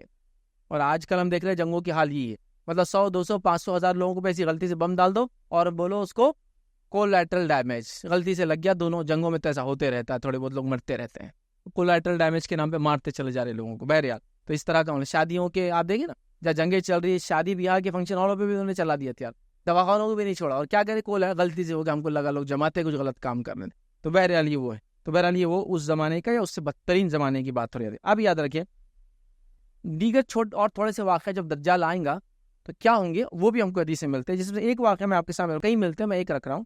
اس میں یہ ہے کہ نبی اکرم صلی اللہ علیہ وسلم فرمایا، جس حدیث کو پڑھتا نہیں اوپر لمبی حدیث ہے، اس کا مفہوم رکھتا ہوں آپ کو، کہ اللہ کے رسول صلی اللہ علیہ وسلم فرمایا کہ دجال جب نکلیں گا تو اسے 3 years بیک، 3 سال پہلے ایسا ہوگا کہ زمین صرف 1/3 بارش کو روک لیں گی اور 1/3 زمین کی فصلیں رک جائیں گی، مطلب آسمان سے 1/3 بارش نہیں برسیں گی، جو 100% برستی تھی اب صرف 66% آئیں گی، سمجھو 1/3 بارش کو روک لیں گی، زمین 1/3 پیداوار نہیں دیں گی۔ اگلا سال آئیں گا تو زمین آسمان 2/3 آف واٹر روک لیں گا جو بارش برستی ہے، اور زمین سے پیداوار بھی 2/3 کم ہو جائیں گی۔ اور جو آخری سال ہوگا 3rd year، اس میں آسمان سے بارش 100% نہیں ہوں گی، 1 سال پورا کمپلیٹ 1 year، اور 1 سال تک فصلیں کچھ بھی نہیں آئیں گی۔ آپ سے فرمایا کچھ درخت جس کو اللہ چاہیں گا وہ بچ جائیں گے، مطلب بہت زیادہ سوکھا آنے والا ہے، کلائمیٹ چینج از ریئل، ٹھیک ہے، ہونے ہی والا ہے، کچھ نہ کچھ سوکھا آ جائیں گا، تبدیلی آ جائیں گی، اور 1 سال کچھ بارش نہیں، کچھ غلہ نہیں، یہ بیک گراؤنڈ ہوگا۔ اور نبی اکرم صلی اللہ علیہ وسلم لوگوں نے سوال کیا، اے اللہ کے رسول اس صورتحال میں لوگوں کا ذریعہ معاش کیا ہوگا، لوگ کمائیں گے کیا، انکم کیسی ہوگی، کیسے چلے گی اکنامی، زندہ کیسے رہیں گے لوگ آخر؟ جب سوال ہوا تو سنیے اللہ کے رسول صلی اللہ علیہ وسلم کیا فرمایا۔ آپ نے فرمایا وہ لا الہ الا اللہ، اللہ اکبر، الحمدللہ کی کثرت سے پڑھیں گے، یہی ذکر ان کی خوراک اور ان کے کام دیں گا، مطلب یہی ذکر سے وہ زندہ رہیں گے، یہی ان کی اکنامی ہونے والی۔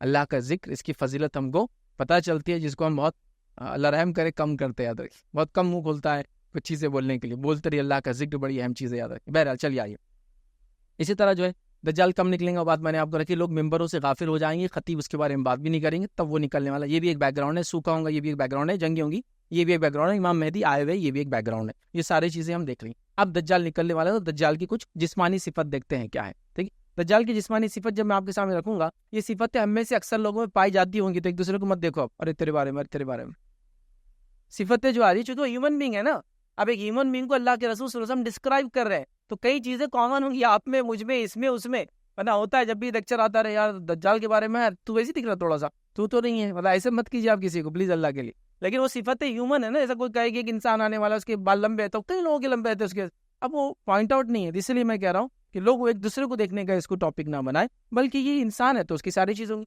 اب کتنے ڈیٹیل میں اس کو ڈسکرائب کیا گیا اور اس کے بعد بھی لوگ کہے کہ مشین ہے، یہ ہے، وہ اسکرین ہے، فلاں ہے، امک ڈمک ہے، ٹیکنالوجی، تو کیسا ہوگا اتنے ڈیٹیل میں؟ اتنا کہ اس کی آنکھ، ناک، کان، پیر، جسم، بال، سینہ، ہاتھ سب ڈسکرائب کیا گیا، کیسے دکھیں گا؟ تو آئیے ہم دیکھتے ہیں، پورا نہیں دیکھوں گا، جتنا میں رکھ سکتا ہوں اس لیکچر کے اندر رکھتا ہوں۔ دجال کی جسمانی علامت دجال کی کیا ہوں گی؟ پہلی چیز یہ آتا ہے، یاد رکھیے، اس کے جو ہے اس کا خط جو ہے جس کو کہتے ہیں جیسے ایک مضبوط انسان ہوتا ہے نا، گٹھا ہوا انسان جس کو کہتے ہیں، اس طرح سے اس کا جسم حدیث میں آتا ہے۔ اس کی پنڈلیاں ایسی ہوں گی کہ وہ ایسے باہر کی طرف آرج بنی ہوں گی، اندر کی طرف نہیں، ایسے باہر، اور بہت زیادہ بدنما باہر ہوں گی، اتنی کہ جس کو دیکھ کے لوگ بولیں گے چال برابر نہیں ہے، زیادہ ہوتے ہیں نا آرچ پیر، بہت زیادہ گول ہو جاتے ہیں، ٹھیک ہے؟ تو ویسے اس کے پیر ہوں گے، اس کی پنڈلیاں خاص طور سے نچلا حصہ، گھٹنے سے نیچے جو حصہ ہوتا ہے گول ہوگا، آرچ کے جیسا بنا ہوا ہوگا، جس سے اس کی چال میں عیب رہیں گا۔ جیسا آدمی چلتا ہے نا، چال میں عیب رہتا ہے ایسے آدمی کی، جب وہ چلتا ہے تو اس کی چال میں عیب ہوگا۔ اس کے بالوں کے تعلق سے نبی اکرم صلی اللہ علیہ وسلم اس کے بال جو ہے نرم اور سیدھے نہ ہوں گے، مطلب نرم بھی نہیں ہوں گے اور سیدھے بھی نہیں ہوں گے۔ اس کا مطلب یہ کہ وہ سیدھے بھی نہیں ہے اور پورے گنگرالے بھی نہیں ہے، جو ہوتا ہے نا ویوز جیسے بال جن کے بنتے ہیں، اس ٹائپ سے اس کے بال ہوں گے، یاد رکھیں۔ اور سیدھے بھی نہیں، مطلب کڑک بھی ہے اور گنگرالے ہیں لیکن پورے نہیں، اور ویوز ہے، گنگرالے ایک دم بولے تو جو ایک دم گول ہوتے ہیں نا وہ ہوتے ہیں افریقن لوگ، ویسے بھی نہیں، ویوز کریٹ کر رہے ہیں، اس طرح کے اس کے بال ہوں گے، یاد رکھیں۔ اسی طرح جو ہے اس کے بال کے تعلق سے آتا ہے کہ اس کے گھنے بال ہوں گے، یاد رکھیں۔ اسی طرح جو ہے اس کی ایک آنکھ جو ہے لیفٹ والی بجھی ہوئی ہوں گی، بجھی ہوئی ہوں گی مطلب وہ آنکھ نہیں ہوں گی، اور آنکھ پر ایک چمڑا آ جائے گا کسی قسم کا، آنکھ کی پلک نہیں، چمڑا سمجھتے ہیں آپ؟ آنکھ کا ہی کوئی حصہ ادھر سے نکل کے یہاں تک آ جائے تو اس کی ایک آنکھ بند ہوں گی، جس کی وجہ سے وہ اندھا ہوگا یہ آنکھ سے، لیکن آنکھیں دونوں خراب ہوں گی، اس کی صحیح نہیں ہوں گی دوسری آنکھ بھی۔ تو یہ آنکھ پہ چمڑا ہے، اور دوسری آنکھ یاد رکھیے، حدیث کے الفاظ آتا ہے کہ وہ بھی خراب ہے، اور ایسی خراب ہے جیسے ایک انگور کا دانہ ہوتا ہے، مطلب آنکھ سمپل نہیں ہوتا نا، ایک آدمی کی آنکھ خراب رہتی، نابینا لوگوں کو آپ دیکھیے کبھی جن کی دونوں آنکھیں خراب ہے تو وہ کیسی عجیب گرین ہوتی، گرینش، جیسا انگور کا دانہ کیسا ہوتا ہے نا ویسے کلر کی ہوتی، وہ ویسی ہوں گی، یاد رکھیں۔ اور باہر نکلی ہوئی ایکسٹراڈنری آنکھ، مطلب وہ بھی نقص والی ہوں گی، بدنما ہوں گی۔ تو لیفٹ سے تو وہ اندھا ہے، چمڑا ہے، رائٹ سے وہ ایک آنکھ ہے، خراب ہے، پیٹروڈنگ ہے، باہر نکلی ہوئی ہے، اور انگور کے دانے کی جیسی ہے، اور وہ بھی کوئی اچھی نہیں، دیکھنے میں ایسا کوئی بدنما لگتی ہے، یاد رکھیں۔ یہ اس کی آنکھ کی کیفیت، اس لیے اس کو کانا کہا جاتا ہے، لیکن ایک آنکھ والا نہیں ہو، یاد رکھیں، آنکھیں دونوں ہیں، ایک اندھی ہے، ایک خراب ہے۔ تو وہ لوگ کیا کرتے ہیں، کوئی بچہ ہے اس کا ایک آنکھ خراب ہے یا ایک آنکھ میں کچھ نقص ہے تو وہ شروع ہو جاتے ہیں کہ بھائی دجال پیدا ہو گیا، ہوتے ہیں ایسے بچے جس کو ایب نارملٹیز بولیں گے، ایناملیز بولیں گے، بہرحال اس کو سمجھنے کی ہم کو ضرورت ہے۔ تو یہ اس کی آنکھ کے بارے میں ہوگا۔ اسی طرح اس کے کلر کے بارے میں ہوتا ہے، سفید رنگ والا ہوگا، کالا نہیں ہوگا، مطلب رنگ جو ہے اس کا کلر لائٹ ہوگا۔ اسی طرح جو ہے اس کی جو ہے چوڑی پیشانی ہوں گی، ٹھیک ہے، اس کی پیشانی چوڑی ہوں گی، یاد رکھیے۔ دونوں آنکھوں کے بیچ میں 3 الفابیٹس لکھے ہوں گے، کاف، فے اور رے، کافر۔ نبی اکرم صلی اللہ علیہ وسلم فرمایا ہر مسلمان چاہے ان پڑھ ہو چاہے پڑھا لکھا ہو، سب پڑھ لیں گے اس کو دیکھیں، مطلب اس کو پڑھنا آتا ہو نہ آتا ہو، سب پڑھ لیں گے کہ یہ کافر ہے۔ تو یہ الفاظ اس میں لگے ہوں گے، یاد رکھیے، اور ہر مومن اس کو اچھے سے پہچان لیں گا۔ اسی طرح دجال کی ایک صفت آپ نے بتائی، وہ بے اولاد ہوگا، لا ولد ہوگا، اسرائیل ہوگا، اس کو اولاد پیدا نہیں ہو سکتی، یاد رکھ، ٹھیک ہے۔ تو یہ اس کی صفت ہے جو حدیث کے اندر بتائی۔ کتنی صفت ہے آپ دیکھ لیجیے، کتنا واضح بتایا گیا کہ ہیومن بینگ ہے، انسان ہے، اولاد آدم سے، آدم کی اولاد میں سے ایک انسان ہے۔ اب آئیے، اب یہ ظاہر ہوگا کہاں ہوگا، یاد رکھیے، ٹھیک ہے۔ تو ظاہر کہاں ہوگا، اس کے تعلق سے یاد رکھیے جو روایت آتی ہے وہ یہ ہے کہ دجال مشرق میں ایک ایسی جگہ خروج کرے گا جسے خراسان کہا جاتا ہے۔ ظاہر ہونا اور کہاں ابھی رہتا ہے، دونوں میں فرق ہے، رہتا کہیں اور ہے، نکلیں گا لیکن یہاں سے، جیسے امام مہدی کے تعلق سے آپ نے دیکھا نا کہ رہنے والے کہیں اور کے ہوں گے، ظاہر کہاں ہوں گے، مکہ میں جائیں گے، شہرت ملیں گی، کعبے اور سنگ اسود اور مقام ابراہیم کے بیچ میں ظاہر ہوں گے، پھر لوگ آئیں گے، بیعت کریں گے آپ کے ہاتھ پہ، وہ سارا واقعہ ہوگا۔ تو یہ بھی جو ہے ظاہر کہاں ہوگا، تو یاد رکھیے اس کے تعلق سے یاد ہے دجال مشرق میں ایسی جگہ خروج کریں گا، وہاں سے نکلیں گا جسے خراسان کہا جاتا ہے۔ خراسان ابھی تو کوئی کنٹری نہیں ہے، ایک پروونس ہے خالی ایران کا، لیکن کسی زمانے میں یہ ملک تھا ایک بہت بڑا، سلطنت خراسان، جس میں تقریباً آپ کا افغانستان اور ایران کا ایک بہت بڑا پارٹ، اور اس کے ساتھ پاکستان کا آج کا کچھ پارٹ آتا ہے ادھر کی، اس کو بولتے تھے خراسان۔ تو خراسان سے نکلیں گا، امام مہدی کو مدد کرنے والے لوگ بھی کہاں سے آنے والے ہیں، وہ بھی ہم دیکھیں، وہ بھی خراسان سے آنے والے ہیں۔ تو خراسان سے بہرحال اس کا ظاہر ہوں گا، یاد رکھیے۔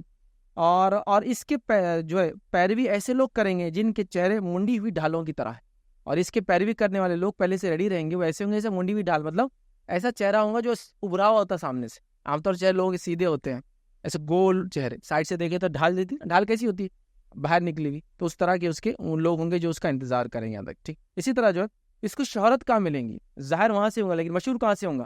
پاپولر کہاں سے ہوگا؟ معلوم کیسا ہوگا؟ یہ آ گیا تو اس کے تعلق سے وہ شام اور عراق کے درمیان ایک مقام پر مشہور ہو جائیں گا، وہاں سے اس کو لوگ جان لیں گے، اچھا یہ نکلیں گا وہاں سے، لیکن شہرت اس کو یہ مقام ملیں گی۔ پھر واللہ عالم کیا اس کا معنی ہے حدیث میں، چونکہ یہ سارے الفاظ ہے کہ وہاں وہاں اور یہاں بہرحال۔ چلیے اسی طرح جو ہے دجال کے تعلق سے کیا وہ ابھی بھی موجود ہے؟ جو ہم نے سوال رکھا تھا، ہاں دجال ابھی بھی موجود ہے۔ اس تعلق سے انشاءاللہ کچھ روایتیں آپ کے سامنے رکھتا ہوں، بہت تفصیلی روایتیں ہیں، صحیح مسلم کی روایت ہے اور روایت بہت طویل ہے۔ میں کوشش کروں گا کچھ جگہ روایت کے الفاظ رکھوں اور کچھ جگہ میں کوشش کروں گا اس کو واقعہ بتا دوں بس، ٹھیک ہے۔ اب اس کے بعد جو دیکھیں گے ہم یہ واقعہ جو ہے صحیح مسلم کی روایت ہے، طویل روایت ہے، جو چیزیں میں بتا سکتا ہوں آسانی سے بتا دیتا ہوں، اور جو چیزیں میں مفہوم کی شکل میں بتانا چاہوں گا بتا دیتا ہوں۔ واقعہ اس طرح سے کہ فاطمہ بنت قیس رضی اللہ عنہا اس حدیث کی راویہ ہے، اور وہ کہتی ہے کہ ایک شخص آر مجھ سے انہوں نے سوال کیا کہ کوئی ایک ایسی بات مجھے بتائیے جو نبی اکرم صلی اللہ علیہ وسلم سے آپ نے سنی اور آپ خود موجود تھی اس واقعے کے اندر، مجھے بتائیے۔ وہ کہتی ہے کہ ہاں ایک ایسی روایت میں تم کو بتاتی ہوں جو نبی اکرم صلی اللہ علیہ وسلم میں نے خود سنی اور میں اس واقعے میں موجود تھی۔ ایک اعلان کرنے والے نے اعلان کیا کہ اللہ کے رسول صلی اللہ علیہ وسلم کچھ بات کرنے والے ہیں، تو ہم لوگ نکلے اور نماز کے لیے چلے گئے۔ مردوں کی صف جہاں ختم ہوتی تھی اس کے پیچھے والی صف جہاں سے عورتوں کی صف شروع ہوتی تھی وہاں میں بیٹھی تھی، اور میں عورتوں کی فرسٹ صف میں تھی، وہاں میں بیٹھی تھی۔ جب نبی اکرم صلی اللہ علیہ وسلم نماز پڑھا دی تو نماز کے بعد آپ نے کہا کہ لوگوں بیٹھے رہو اپنی جگہ، میں کچھ تم کو بتانا چاہتا ہوں، اور ہم لوگ وہیں بیٹھے رہے۔ اس کے بعد نبی اکرم صلی اللہ علیہ وسلم نے کہا کہ یہ دیکھیے جو آپ صلی اللہ علیہ وسلم نے فرمایا اور کہا کہ یہ شخص ہے جن کا نام تمیم الداری ہے، انہوں نے میرے ہاتھ پہ بیعت کی، یہ مسلمان ہو گئے، پہلے یہ عیسائی تھے۔ ایک تمیم الداری نام کے ایک شخص تھے جو پہلے عیسائی تھے، وہ مسلمان ہو گئے تھے واقعے کو دیکھنے کے بعد، اور واقعہ جو انہوں نے دیکھا آ کے اللہ کے رسول کو بتایا، نبی اکرم صلی اللہ علیہ وسلم نے واقعہ پھر ہم کو بتا دیا، تو کہا تمیم الداری ہے، انہوں نے میرے ہاتھ پہ بیعت کر لی، ابھی مسلمان ہو چکے، انہوں نے مجھے ایک واقعہ بتایا، وہ واقعہ میں چاہتا ہوں کہ تم لوگ سنو۔ نبی اکرم صلی اللہ علیہ وسلم منبر پہ تھے اور ان کو کہا کہ سنائیے، اور تمیم الداری نے واقعہ پورا سنایا، نبی اکرم صلی اللہ علیہ وسلم نے اس کی تصدیق کی۔ واقعہ یوں ہے کہ وہ کہتے ہیں کہ ہم لوگ سمندر میں تھے، اب ڈائریکشنز وغیرہ وہ ساری چیزیں میں نہیں لیتا ہوں، کافی لمبی اور سارے طویل بحث ہو جائیں گی۔ ہم سمندر میں تھے، کسی ایک سمت میں ہم جا رہے تھے اور سمندر میں طوفان آ گیا اور طوفان 1 منتھ چلا، پورا 1 مہینے طوفان چلا، اور کشتی ادھر سے ادھر وہ طوفان میں چلتی رہی، اور 1 مہینے بعد پھر ہم کو ایک جزیرہ نظر آیا۔ جب جزیرہ نظر آیا تو ہم لوگوں نے کیا کہ اپنی بڑی کشتی میں سے ہوتے ہیں چھوٹے شپس ہوتے، بوٹس ہوتے ہیں، وہ بوٹ کو نکالا اور جزیرے پہ ہم گئے۔ جب جزیرے کے اوپر ہم گئے، وہاں سمندر میں جا کے دیکھیں گے کون 1 مہینے سے کشتی تھی، کھانے پینے کا سامان جمع کریں گے، تو ہم وہاں گئے تو ہم نے وہاں دیکھا ایک شخص کو جو ہمارے سامنے آیا، تو جس کو دیکھ کر ہم ڈر گئے، پتہ نہیں وہ کہنے لگے کوئی جانور تھا یا کوئی شیطان ہے، سمجھ میں نہیں آنے لگا، چونکہ اس کے جسم پر اتنے بال تھے، اتنا ہیری تھا وہ کہ اس کا اگلا پچھلا کچھ سمجھ میں نہیں آتا تھا، مطلب سامنے منہ کہاں ہے اور اس کا سر کہاں ہے، پورے جسم پہ اس کے بال تھے۔ تو وہ آیا اور اس نے ہم سے خطاب کیا، ہم سے بات کرنے لگ گیا، اور اس نے ہم سے سوال کیے، تو ہم نے اس سے پوچھا کہ اے شخص تجھ پر لعنت ہو، جس کو ہم کہیں گے تیرا ستیہ ہے، کون ہے تو، ایسا دکھتا ہے اتنا، اگلا سمجھتا ہے تیرا پچھلا سمجھتا ہے۔ تو اس نے کہا کہ میرا نام جساسہ ہے، میرا نام جساسہ ہے، یہ ایک الفاظ میں جاسوس بھی لفظ ہے، واللہ والا، پر جساسہ میرا نام ہے۔ تو انہوں نے کہا جساسہ کیا ہوتا ہے، مطلب یہ چیز کیا ہوتی ہے؟ تو اس نے کہا کہ اب یہ سب باتیں چھوڑو، یہ کیا ہوتا ہے، وہ ہوتا ہے ایک شخص جو تمہارا انتظار کر رہا ہے اور وہ چاہتا ہے کہ تم اس سے ملو، وہ فلاں جو ہے گفا کی طرف ہے، اور تم لوگ وہاں جاؤ، ایک خانقاہ یا گفا بولتے ہیں نا، اندر کوئی حصہ جو ہوتا بنا ہوا، کنسٹرکٹیڈ یا نیچرل فارم میں بنا ہوا، وہاں وہ تمہارا انتظار کر رہا ہے، تم پہلے وہاں جاؤ اور اس سے بات کرو، یاد رکھیے وہاں جاؤ۔ اب وہ کہتے ہیں کہ ہم نے دیکھا یار یہ شیطان ویطان تو نہیں، چلو بھاگو یہاں سے، ایک تو دکھ رہا جانور، انسان سمجھ میں نہیں آتا ہے، بات بھی کر رہا ہے۔ وہ بولے ہم اپنے آپ کو بچانے اس خانقاہ کی طرف، اس گفا کی طرف، اس ایک پرانا گھر بولے جو بھی تھا اس کے طرف چلے گئے۔ جب وہاں گئے تو وہاں ہم نے دیکھا کہ ایک شخص جو ہے جو مضبوط جسم والا ہے، وہ زنجیروں کے اندر بند ہے، جس کے زنجیریں اس کے ٹخنوں سے لے کر گھٹنوں کے بیچ میں دونوں پیروں پہ باندھی ہوئی، اور اس کے ہاتھ کو گردنوں پہ باندھا ہوا ہے، ایسے کیسا تھا نہیں معلوم، لیکن اس کے ہاتھ گردن پہ ہوتے نا، اور جیل میں جو قیدی وغیرہ ہوتے یا پھر ایسا کر کے لکڑی ڈال کے، کیسے تفصیلات نہیں، لیکن اس کے ہاتھ اسی گردن سے بندھے ہوئے تھے اور اس کے پیر جکڑے ہوئے تھے، لیکن اس زنجیروں کی جکڑ میں بھی وہ اچھل رہا تھا، مطلب نکلنے کی کوشش کر رہا تھا اور ہل رہا تھا۔ اور ہم وہاں گئے، وہ کہتے ہیں جو ان کے ساتھی تھے وہی موجود تھے، ہم نے کہا تجھ پہ جو ہے جس کو کہیں گے تیرا ستیہ، کون ہے تو ایسا، کس نے باندھا اس زنجیروں کے اندر، کون ہے؟ تو اس نے کہا یہ سب باتیں بعد میں تم کو بتاؤں گا، میں کون ہوں، میں کیا ہوں، پہلے میں کچھ تم سے سوالات کرتا ہوں، مجھے ان سوالات کے جواب دو، اس کے بعد ڈسکشن کریں گے میں کون ہوں، میں تم کو خود بتاؤں گا میں کون ہوں۔ پھر اس نے پہلا سوال کیا اور اس نے کہا مجھے جو ہے بیسان کی کھجوروں کے بارے میں بتاؤ، کیا وہ باغوں میں آج بھی کھجور آتے ہیں؟ یہ بیسان جو علاقہ تھا یہ فلسطین کا ایک علاقہ تھا جس میں مخصوص قسم کے جھاڑ اس میں کھجوریں آتی تھی۔ تو یہ لوگوں نے کہا ہاں بیسان شہر تو ہے، کھجوریں آتی ہے، اور ابھی وہ معاملہ چل رہا ہے۔ اس نے کہا درخت کیا پھل دیتے ہیں؟ تو کہا پھل دیتے ہیں، تو اس نے کہا آپ جلد نہیں دیں گے وہ پھل۔ پھر اس نے دوسرا سوال کیا اور کہا کہ اس نے کہا کہ مجھے جو ہے بحر طبریہ کے بارے میں بتاؤ۔ بحر طبریہ جارڈن کے اندر ایک کیا بولیں جھیل بولے اس کو, تالاب ہے. تو جو بحر تبریہ کے بارے میں بتاؤ کہ وہ ہم نے پوچھا تو کیا جاننا چاہتا ہے اس کے تعلق سے, تو انہوں نے کہا کہ اس نے کہا کہ میں جاننا چاہتا ہوں کہ اس میں پانی ہے آج بھی. ہم نے کہا ہاں پانی ہے. تو کہا اب نہیں رہیں گا اس کے اندر پانی. اور اس کے بعد اس نے تیسرا سوال کیا اور کہا کہ جو ہے زغر کے بارے میں مجھے جو ہے اس کے چشمے کے بارے میں بتا. زغر جارڈن اور پیلسٹائن کے بیچ بارڈر پہ ایک چشمہ ہے, اویسس ہے, ہوتا ہے نا ریگستان میں جو پانی نکلنے کی جگہ ہوتی ہے, تو اس چشمے کے بارے میں مجھے بتلاؤ. ٹھیک ہے, انہوں نے کہا کہ کیا بتلائے اس کے بارے میں, کیا پوچھنا چاہتے ہو تم. تو اس نے کہا کہ کیا اس چشمے میں پانی موجود ہے, کیا ابھی بھی لوگ پانی استعمال کرتے ہیں وہاں کے لوگ. تو ہم نے کہا کھیتی باڑی اس میں ہوتی ہے. اس نے چوتھا سوال کیا کہ اس نے کہا مجھے یہ بتاؤ کہ ان پڑھوں کے نبی کا کیا حال ہے, امیوں کے نبی کا کیا حال ہے. نبی اکرم صلی اللہ علیہ وسلم کے بارے میں پوچھ رہا, امی عرب اپنے آپ کو کہتے تھے. تو کہا ان پڑھوں کے نبی کے بارے میں کیا حال ہے. تو انہوں نے کہا کہ وہ مکے سے, ہم نے کہا ہجرت کر کے مدینہ آ چکے ہیں اور اب وہاں وہ رہتے ہیں. اس نے کہا کیا لوگوں نے ان سے لڑائی جھگڑا کیا عربوں نے. تو کہا جنگیں ہوئی. تو کہا کون غالب آئے دونوں میں سے. تو کہا نبی اکرم صلی اللہ علیہ وسلم جو ہے غالب آ گئے. تو اس نے کہا کہ غالب آ گئے. تو اس نے کہا کہ یہ سب ہو چکا ہے. ہم نے کہا بالکل یہ ہو چکا ہے, جنگیں ہو چکی ہے, وہ غالب بھی آ چکے. تو اس نے کہا کہ یہ ان کے لیے اچھا ہے کہ عرب ان کی اطاعت کرے. اس نے یہ بھی سوال کیا کہ عرب ان کی اطاعت کر رہے ہیں. تو کہاں کر رہے ہیں. تو کہا ان کے لیے خیر ہی ہے کہ وہ اس کی اطاعت کرے اور جو ہے اطاعت کر لے. اور اس کے بارے میں جو ہے بتاؤ. پھر اس نے کہا کہ اب میں اپنے بارے میں بتاتا ہوں میں کون ہوں. پھر اس نے کہا کہ میں مسیح ہوں. اس لیے میں نے کہا نا حدیث میں مسیح بھی لفظ آتے ہیں اور مسیح دجال دونوں آتے ہیں. اس نے کہا میں مسیح ہوں, ان قریب مجھے وقت خروج, مطلب میرا وقت خروج آنے والا ہے, مجھے نکلنے کی اجازت ملنے والی. یاد رکھے میں نکلوں گا اور ہر شہر کا دنیا کے 40 دن میں چکر لگاؤں گا سوائے مکہ اور مدینے کو چھوڑ کر, چونکہ ان دو جگہ پہ میرا داخل حرام ہے. جب میں ان دو جگہوں کی طرف جاؤں گا تو جو وہاں فرشتے ننگی تلوار لے کر کھڑے ہوں گے اور میرا راستہ وہ روک دیں گے. نبی اکرم صلی اللہ علیہ وسلم نے اس کے بعد اپنا عصا لیا, جو ممبر کے بازو ہوتا ہے نا لکڑی جس پہ لے کے خطیب بولتا ہے, اور لے کے اس کو ممبر کے ساتھ 3 بار مارا اور کہا یہ طیب ہے, یہ طیب ہے. مدینہ کے اندر تھے نا, اسی لیے مدینہ کو طیبہ کہا جاتا ہے. اس میں دجال داخل نہیں ہوا. تو آپ نے عصا نیچے مار کر یہ طیب ہے, مدینہ طیب ہے, یاد رکھیے. پھر آپ نے کہا ٹھیک ہے مدینہ طیب ہے. اور یہ بات میں تم کو پہلے ہی بتا چکا تھا, نبی کریم صلی اللہ علیہ وسلم صحابہ کو بتا چکے تھے بات. لوگوں نے کہا جی ہاں آپ نے یہ بات ہم کو بتا دی تھی, یاد رکھیے. اب نبی کریم صلی اللہ علیہ وسلم تمیمت داری کی بات مجھے اچھی لگی, اس لیے کہ انہوں نے وہی بات کہی جو بات میں تم کو آلریڈی بتا چکا تھا دجال اور مدینہ اور مکہ کے بارے میں تم کو پہلے بتا چکا تھا, یاد رکھیے. اور چونکہ ان کی باتیں میری باتوں سے تعلق رکھتی تھی, میں نے سوچا کہ تم بھی اس چیز کو سن لو. پھر آپ نے فرمایا خبردار ہو جاؤ, وہ شام اور یمن کے بیچ میں سمندر میں کہیں ہیں. پھر اس کے بعد آپ نے کہا نہیں, بلکہ وہ مشرق کی جانب ہے, بلکہ وہ مشرق کی جانب ہے, بلکہ وہ مشرق کی جانب ہے. تو علماء لکھتے ہیں شاید وہ موجود وہاں ہے سمندر کے ٹاپو پہ, نکلیں گا چونکہ مشرق سے, اور مشرق میں ہم نے دیکھ لیا خراسان سے, اور شام اور عراق کے درمیان ایک مقام پر مشہور ہو جائیں گا. واللہ عالم. اور سب چیزیں ایسی ہے کہ وہ جب ہوں گا تبھی وہ سب چیزوں کا سیکوینس کیسی ایک کے بعد ایک کڑیاں ہوں گی پتہ چلے گا. بس ہم ایک گمان نہیں کر سکتے کیا ہوں گا, واللہ عالم. بہرحال لیکن آپ نے کہا کہ وہ مشرق 3 مرتبہ آپ نے کہا ایسٹ کی طرف, اور سعودی عرب سے ایسٹ کی طرف اگر ہم دیکھیں گے یا مکہ سے ایسٹ, مدینہ کے ایسٹ دیکھیں گے تو اس کے اندر عراق, ایران, افغانستان, پاکستان, انڈیا تک بھی ہم ایسٹ میں کاؤنٹ کر سکتے. پورا علاقہ ایسٹ کہلاتا ہے ان کے لیے, یاد رکھیں. ٹھیک, تو بہرحال آپ نے وہ کہا.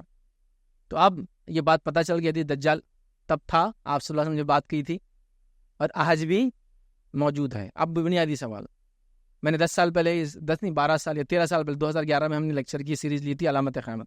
تب بھی کہی تھی جب ٹیکنالوجی اتنی ایڈوانس تھی 10-11 سال میں, تو سبحان اللہ ٹیکنالوجی کہاں سے کہاں چلے گی. اب ایک سوال آ سکتا ہے کہ گوگل ارتھ آ گیا, فلاں آ گیا, امک آ گیا, ڈھمک آ گیا, اے آئی آ گیا, یہ ہو گیا, وہ ہو گیا, دنیا میں یہ کر لیے, سمندروں کے نیچے 11 کلومیٹر تک ہم نے دیکھ لیا, آسمانوں کے اوپر ہم نے فلاں دیکھ لیا, تو ابھی کہاں ہے بھائی, اب چھپا ہوا کہاں ہے. دیکھیے یہ سب چیزیں کیا ہے معلوم آپ کو, غائب ہے. غائب سمجھتے ہیں, اللہ تعالیٰ نے یہ ہماری نظروں سے اس کو اجل رکھا ہے. اصحاب کہف 300 سال سوئے اپنی گفا میں, کوئی دیکھ پایا؟ اللہ تعالیٰ کو ان کو سنا تھا. آپ سمجھتے؟ تو یہ غائب کا معاملہ ہے, کہاں کیسے کیوں ہم نہیں جانتے, واللہ والا. ہوں گا تو جب لوگ دیکھ لیں گے اس زمانے. ایمان ہے کہ ہے. اب اس میں آپ جائیں گے کیسے ہے کیسے ہے کیسے ہے, تو کچھ بھی نہیں ملنے والا آپ کو, اس کا کوئی نتیجہ خیز نہیں ہے اس میں معاملہ. جب آئیں گا ہم دیکھ لیں گے, لیکن یہ ہے اللہ تعالیٰ نے اس کو ہماری نظر چھپا رکھا ہے. ہمارا اس پر ایمان ہے کہ وہ ہے کیسے ہے. اللہ تعالیٰ کئی مخلوقات جو ہم دیکھ نہیں سکتے, اللہ نے ہماری نظر سے چھپا رکھا ہے. کچھ تو چاہتے بھی دیکھ نہیں سکتے, اتنے باریک فیز میں اور مائکرو آرگینزمس ہوتے ہیں, اور کچھ اتنے بڑے ہونے کے باوجود بھی آج تک دیکھ نہیں پائے. سمندر کے اندر کی نئی نئی چیزیں ایجاد ہو رہی, معلوم یہ مچھلی, وہ فلاں, وہ اتنا بڑا, کبھی جو دیکھے نہیں تھے, ساری چیزیں تو اللہ تعالیٰ بہتر جانتا ہے. اب کیا وہ برموڈا ٹرائنگل پہ ہے, کیا وہ فلاں آئی لینڈ میں ہے, کیا وہ انٹارکٹیکا میں ہے, کیا وہ اٹلانٹکا میں ہے, کیا وہ فلاں ہے, وہ ہم نہیں جانتے, واللہ عالم. اتنا ہی بول سکتے ہیں بس. اللہ ہی بہتر جانتا ہے وہ کہاں ہے، جب آئیں گا جب پتہ چل جائیں گا. بہرحال ہم کو بتا دیا کہ ہے، موجود ہے، پیدا ہو چکا ہے، بندہ ہوا ہے. ایک شخص نے گواہی دی، وہ دیکھ کر ایمان لائے. وہ پھر نبی اکرم صلی اللہ علیہ وسلم پہلے سے بتا چکے تھے، آپ نے کہا، آپ نے تصدیق کی کہ دیکھو میں تو بول رہا تھا یہ ساری چیزیں ہو چکی. یاد رکھیں. اب آئیے دجال یاد رکھیں وہ دنیا میں کتنے دن رہیں گا اور کتنی رفتار سے چلیں گا. تو پہلی چیز یاد رکھیں دجال کے بارے میں جو ملتی ہے صحیح مسلم کی روایت وہ یہ، وہ ایسے بادلوں کی طرح چلیں گا جس کے پیچھے ہوا ہوتی ہے. مطلب ایسی بارش جس کے پیچھے ہوا، جو بادل ہوتے ہیں نا جس کے پیچھے تیز ہوائیں ہوتی ہے، تو کتنے تیز چلتے ہوں اتنا تیز چلیں گا. آپ دیکھیں بادل آتے ہیں طوفانی، کبھی بارش کا موسم نہ بھی ہو تو آپ بولتے 100 کلومیٹر پہلے ہوئی تھی، 1 گھنٹے بعد 100 کلومیٹر بعد بارش ہوئی، 2 گھنٹے بعد 200 کلومیٹر ہوئی اور بادل برستے ہوئے چلے گئے. ٹھیک ہے، تو وہ تیز بارش جس طرح سے چلتی ہوا کے ساتھ بادل اس طرح سے سفر کریں گے. اسی طرح وہ جو کہاں مطلب کیسے سفر کریں گا، کتنے دنیا میں کتنے دن رہیں گا.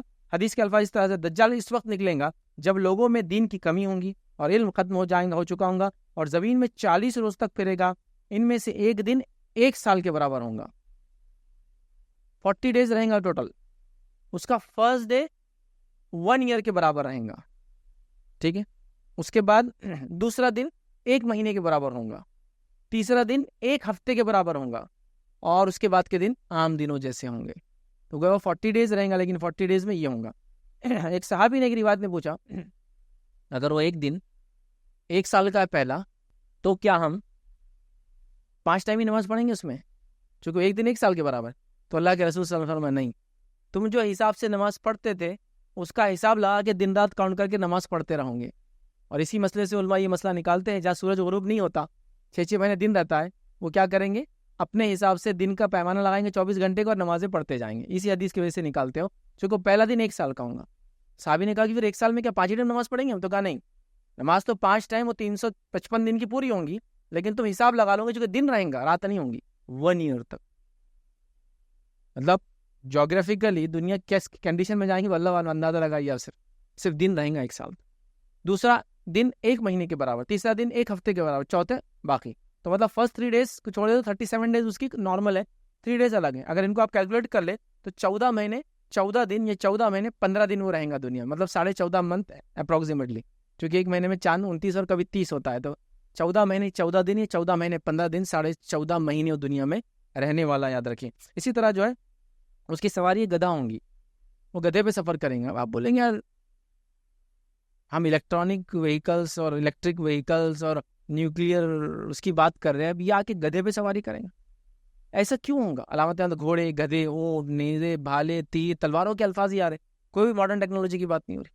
تو دیکھیے نبی اکرم صلی اللہ علیہ وسلم جن لوگوں کو سمجھا رہے ہیں ان لوگوں کو اس جگہ پہ اس زمانے موجود چیزوں کے ذریعے سمجھانا پڑیں گے نا. آج سے 100 سال پہلے آپ کو بولیں گے ایک ایسا فون آنے والا ہے، آگے اس کو اسمارٹ فون بولیں گے اور یوں کرے تو آپ بولے کیا لایا اس نے، ممکن نہیں ہے. اچھا ممکن بھی اگر ہے، نبی اکرم صلی اللہ علیہ وسلم جو بات کی تو اس پہ تو ہم نے ایمان لا لیا، وہ تو ہے، لیکن ممکن بھی ہے تو ایگزامپل تو وہی دینا پڑیں گے نا سمجھانے کے لیے کیسا ہوگا، جیسے ہی ایسا جیسے ہی ایسا. تو میں بھی کچھ علماء لکھتے ہیں اس سے مثال دی جا رہی ہے، جیسا اگر یہ کہا جا رہا ہے کہ تیر تو اس کا مطلب میزائل بھی ہو سکتا ہے اور کچھ بھی ہو سکتا ہے، مطلب وہ چیزیں جو چھوڑی جاتی ہے داغی جاتی ہے، یہ سینس میں لیا جائیں گا، واللہ عالم، پھر ہم نہیں جانتے. دونوں معنی ہو سکتے ہیں. یہ بھی ہو سکتا ہے کہ دنیا اتنی ٹیکنالوجی ایجاد کر لیں گی کہ ایٹ دا اینڈ دونوں کو ہاتھا پائی کر کے فیصلہ کرنا پڑے گا جیتا کون ہارا کون. یا پھر ہو سکتا ہے اتنا اسلحہ ہوگا جس کو معنی میں لیا جا رہا ہے، جیسا تیر کا معنی ہے چھوڑے جانے والے ہتھیار، تلوار کا معنی ہے وہ ہتھیار جن سے نزدیک 1-to-1 کمبیٹ کیا جاتا ہے، واللہ عالم. بہرحال جو بھی ہے تو اسی گدھا اس کی سواری ہوں گی، یاد رکھیے. اور یاد رکھیے وہ جو ہے دنیا کا سفر کریں گا، وہ اپنے آپ کو رب کہیں گا، اس کے پیشانی پہ کاف فیرے لکھا ہوا ہوگا. یاد رکھیے مکہ مدینہ میں داخل نہیں ہو سکیں، اس حدیث کے اندر تمام تفصیلات موجود ہے. اسی طرح یاد رکھیے مکہ اور مدینہ کے پاس جب دجال گزریں گا تو وہاں کے لوگوں کو بھی وہ دعوت دیں گا، یہ سب پورے دنیا میں گھومنے والا، ہر شہر میں جانے والا. تو حدیث میں آتا ہے کہ وہاں اس کو داخلہ نہیں ملے گا، لیکن مدینہ میں 3 زلزلے آئیں گے، 3 زلزلے آئیں گے اور سارے منافق فاسق فاجر وہاں سے نکل جائیں گے اور دجال کی فوج میں شامل ہو جائیں گے. مطلب وہ ہر شہر کا سفر کریں گا اور وہاں سے لوگوں کو جمع کر کے اپنی فوج تیار کریں گا. مکہ مدینہ میں ایسا نہیں ہوگا، تو زلزلے آئیں گے اور وہاں کے برے لوگ نکل کے اس کے پیچھے چلے جائیں گے، یاد رکھیے. ٹھیک ہے، تو مکہ مدینہ چھوڑ کر تمام شہروں پہ ایک روایت میں الفاظ ہے تسلط کریں گا، مطلب اپنا کنٹرول جما لیں گا پورے سٹیز میں دنیا کے سوائے مکہ مدینہ کو چھوڑ کر، یاد رکھیں. ٹھیک ہے، اب دجال کے فتنے کیا ہوں گے؟ تو دجال کے فتنے میں نبی اکرم صلی اللہ علیہ وسلم فرماتے ہیں، مسلم کی روایت ہے، اس کی آگ اصل میں جنت ہوگی اور اس کی جنت در حقیقت میں آگ ہوگی. مطلب اس کے فتنوں میں ایک فتنہ ہوگا، یہ ایک اب عام الفاظ میں کہہ رہا ہوں، ایک ہاتھ میں جنت بتائیں گے اور ایک ہاتھ میں جہنم بتائیں گے، اتنا بڑا فتنہ ہوگا اس.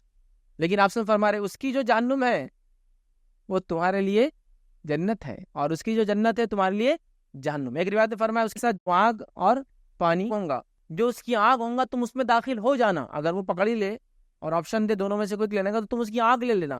جب تم اس کی آگ میں گھس جاؤ گے تو وہ ٹھنڈا پانی ہوں گا اندر اس کے. مطلب وہ جو بولے گا اس کا الٹ. دجال ہے نا, وہ جھوٹا ہے نا, وہ ہر چیز کو مکر و فریب کرتا ہے. تو آگ اور پانی, جنت اور جہنم بتائیں گا, آگ بتائیں گا. اس کی آگ ہمارے لیے جنت ہے یا پانی ہے, اور اس کی جنت ہمارے لیے فتنہ, یاد رکھیے, آگ یاد رکھیے. بہرحال تو یہ اس کا فتنہ ہوگا. ٹھیک ہے.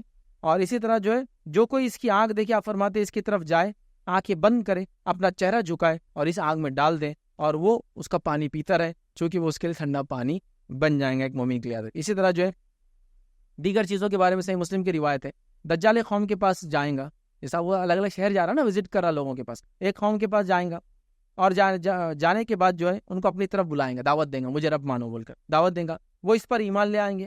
پھر دجال آسمان کو حکم دے گا, آسمان بارش برسانا چالو کر دیں گے. زمین کو حکم دیں گا, زمین اناج اگانا شروع کر دیں گے.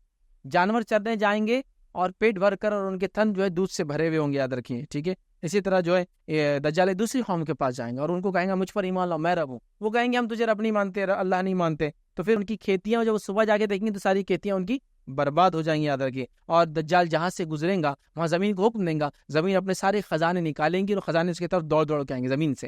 خزانوں سے مراد سونا چاندی بھی ہو سکتا ہے, اور خزانوں سے مراد مختلف قسم کی چیزیں زمین سے نکلتی ہیں, سب دوڑ دوڑ کے اس کے پاس ہیں. مطلب جو قوم اس پر ایمان لائیں گی ان کے لیے وہ زمین آسمان کے دروازے کھول دیں گا ایک طرح سے. جو قوم ایمان نہیں لائیں گی ان کو فخر, فاقہ, غربت کے اندر وہ ڈال دیں گا, یاد رکھیے. ٹھیک ہے. اسی طرح جو ہے وہ مردہ کو زندہ کرنے کا بھی دعویٰ کریں گا. ایک شخص کے پاس دجال آئیں گا جو اس پر ایمان نہیں لائیں گا, لیکن وہ دیہاتی ہوں گا, اس کو علم نہیں ہوگا, اور اسے کہیں گا کیا تم مجھ پر ایمان لائیں گے اگر تیرے مردہ ماں باپ کو لا دوں, تیرے سے ایک بار بات کرا دوں؟ تو وہ کہیں گے ہاں, مردہ ماں باپ کو زندہ کر دو تو ہم بات کر لیں. پھر وہ 2 شیطان کو بھیجیں گے, ایکچولی ماں باپ نہیں ہوں گے, اور وہ شیطان اس کے ماں باپ کی شکل میں آئیں گے اور اس کو بات کریں گے, کہیں گے ہمارے بیٹے تم دجال کی باتوں پر ایمان لاؤ, اس کو مان لو, اور وہ دیہاتی اس ایمان لا لے گا. تو اندازہ لگائی اس کے فتنے کس لیول کے, یاد رکھیے. اب جو لوگ چھوٹے موٹے فتنوں سے اپنے آپ کو بچا نہیں پا رہے, جو اطراف میں ہمارے آج کل ہے, تو دجال ایک یقیناً بہت خطرناک فتنہ ہوگا انسانیت کے, یاد رکھیں. اسی طرح اس کا ایک فتنہ یہ بھی ہوگا کہ وہ ایک نوجوان کو بلائیں گا اور اس کے تلوار سے 2 ٹکڑے کر دیں گا, لوگوں کو بتانے کے لیے میں کیا کر سکتا ہوں.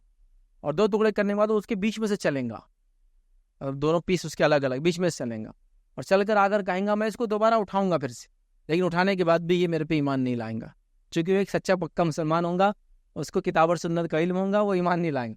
پھر وہ حکم دے گا, وہ جڑ جائیں گا.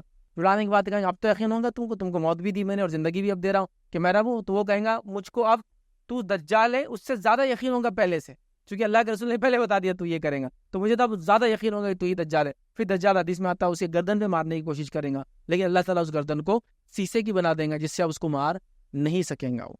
ٹھیک ہے. تو یہ اس کے فتنے ہوں گے. اب دیکھیے آپ, انسان کو 2 ٹکڑے کر دے رہا ہے, مرے ماں باپ کو لانے کا دعویٰ کر رہا ہے, بات کروا رہا ہے, زمین کو حکم دے رہا ہے, باری آسمان کو حکم دے رہا ہے, باری زمین کو. یہ اللہ تعالیٰ کی طرف سے دی اس کو طاقتیں ہیں جو اللہ نے انسانوں کی آزمائش کے لیے اس کو دیا تھا. اب دجال کے پیروکار کون ہوں گے, اس کے فالوورز کون ہوں گے, وہ بھی ہم انشاءاللہ سے دیکھ لیتے ہیں. تو دجال کے تعلق سے جو بات ہم کو روایتوں کے اندر ملتی ہے وہ یہ ہے, 5 قسم کے پیروکار ہوں گے. پورے حدیث سے نہیں رکھتا ہوں, پیروکار کون کون ہوں گے مختصر رکھ دیتا ہوں. پہلی چیز روایت کے اندر آتی ہے مسلم کو, اصفہان کے 70,000 جو ہے جبہ پوش یہودی دجال کے پیروکار ہوں گے. اصفہان یہ ایران کا ایک شہر ہے, یاد رکھیں, جو خراسان کے بالکل بازو والا صوبہ ہے. تو اصفہان کے 70,000 جیوز جو ہے وہ انتظار کر رہے ہوں گے دجال کی, جن کی خصوصیت ہے کہ جبہ پہنتے ہیں اور ایک مخصوص چادر کو سروں پہ ایسا ڈالتے ہیں, ہمیشہ لٹکی ہوئی رہتی ہے, چھوٹی چادر رہتی ہے رنگ کی پرٹیکولر. وہ لوگ اس کا انتظار کر رہے ہوں گے, وہ انتظار کر رہے ہیں, اور وہ آتے ہی اس کے فالوورز بن جائیں گے. پھر وہ چپٹی گر جو ڈھال کی جیسی چہرے والے لوگ, وہ بھی ہم نے دیکھ لیا پہلے, وہ بھی اس کے فالوورز بن جائیں گے آتے ہی. تو اصفہان کے یہودی انتظار کر رہے ہیں, جبکہ یہودی ایک مسیح کا انتظار کر رہے تھے, اور میں نے آپ کے پاس سامنے بات رکھی تھی, وہ تھے عیسیٰ علیہ السلام. سو اس کی بات ہے, عیسیٰ علیہ السلام کو چھوڑ کر وہ کیا کرنے والے, اب اس کو اپنا مسیح ماننے والے ہیں جو دجال ہونے والا, یاد رکھیں. ٹھیک ہے. اسی طرح دوسرا یاد رکھیں, روایت کے اندر جو ہے دجال جو خوز اور کرمان, یہ بھی ایران کے شہر ہے, یاد رکھیں, میں اتریں گا. اس کے ساتھ 70,000 لوگ ہوں گے جن کے چہرے منڈی ہوئی ڈھالوں کے جیسے ہوں گے, تو یہ قوم بھی اس کا پیروکار کریں گی. تیسرے لوگ ہوں گے کفار اور منافقین, اس کے فالوورز ہوں گے پورے کے پورے. چوتھے ہوں گے, یاد رکھیں, جاہل اور گوار دیہاتی لوگ بھی اس کو فالو کریں گے چونکہ ان کو علم نہیں ہوگا. اور 5واں روایت میں ہوتا ہے اس کے فالوورز میں سب سے زیادہ عورتیں اس کو فالو کریں گی.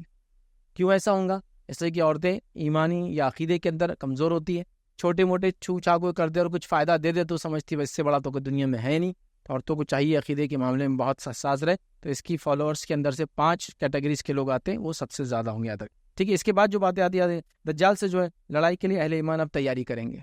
اب دجال آ گیا, ابھی وہاں سے نکلے تھے, اپنے گھروں کی طرف آ رہے تھے, گھروں میں اب پہنچ گئے.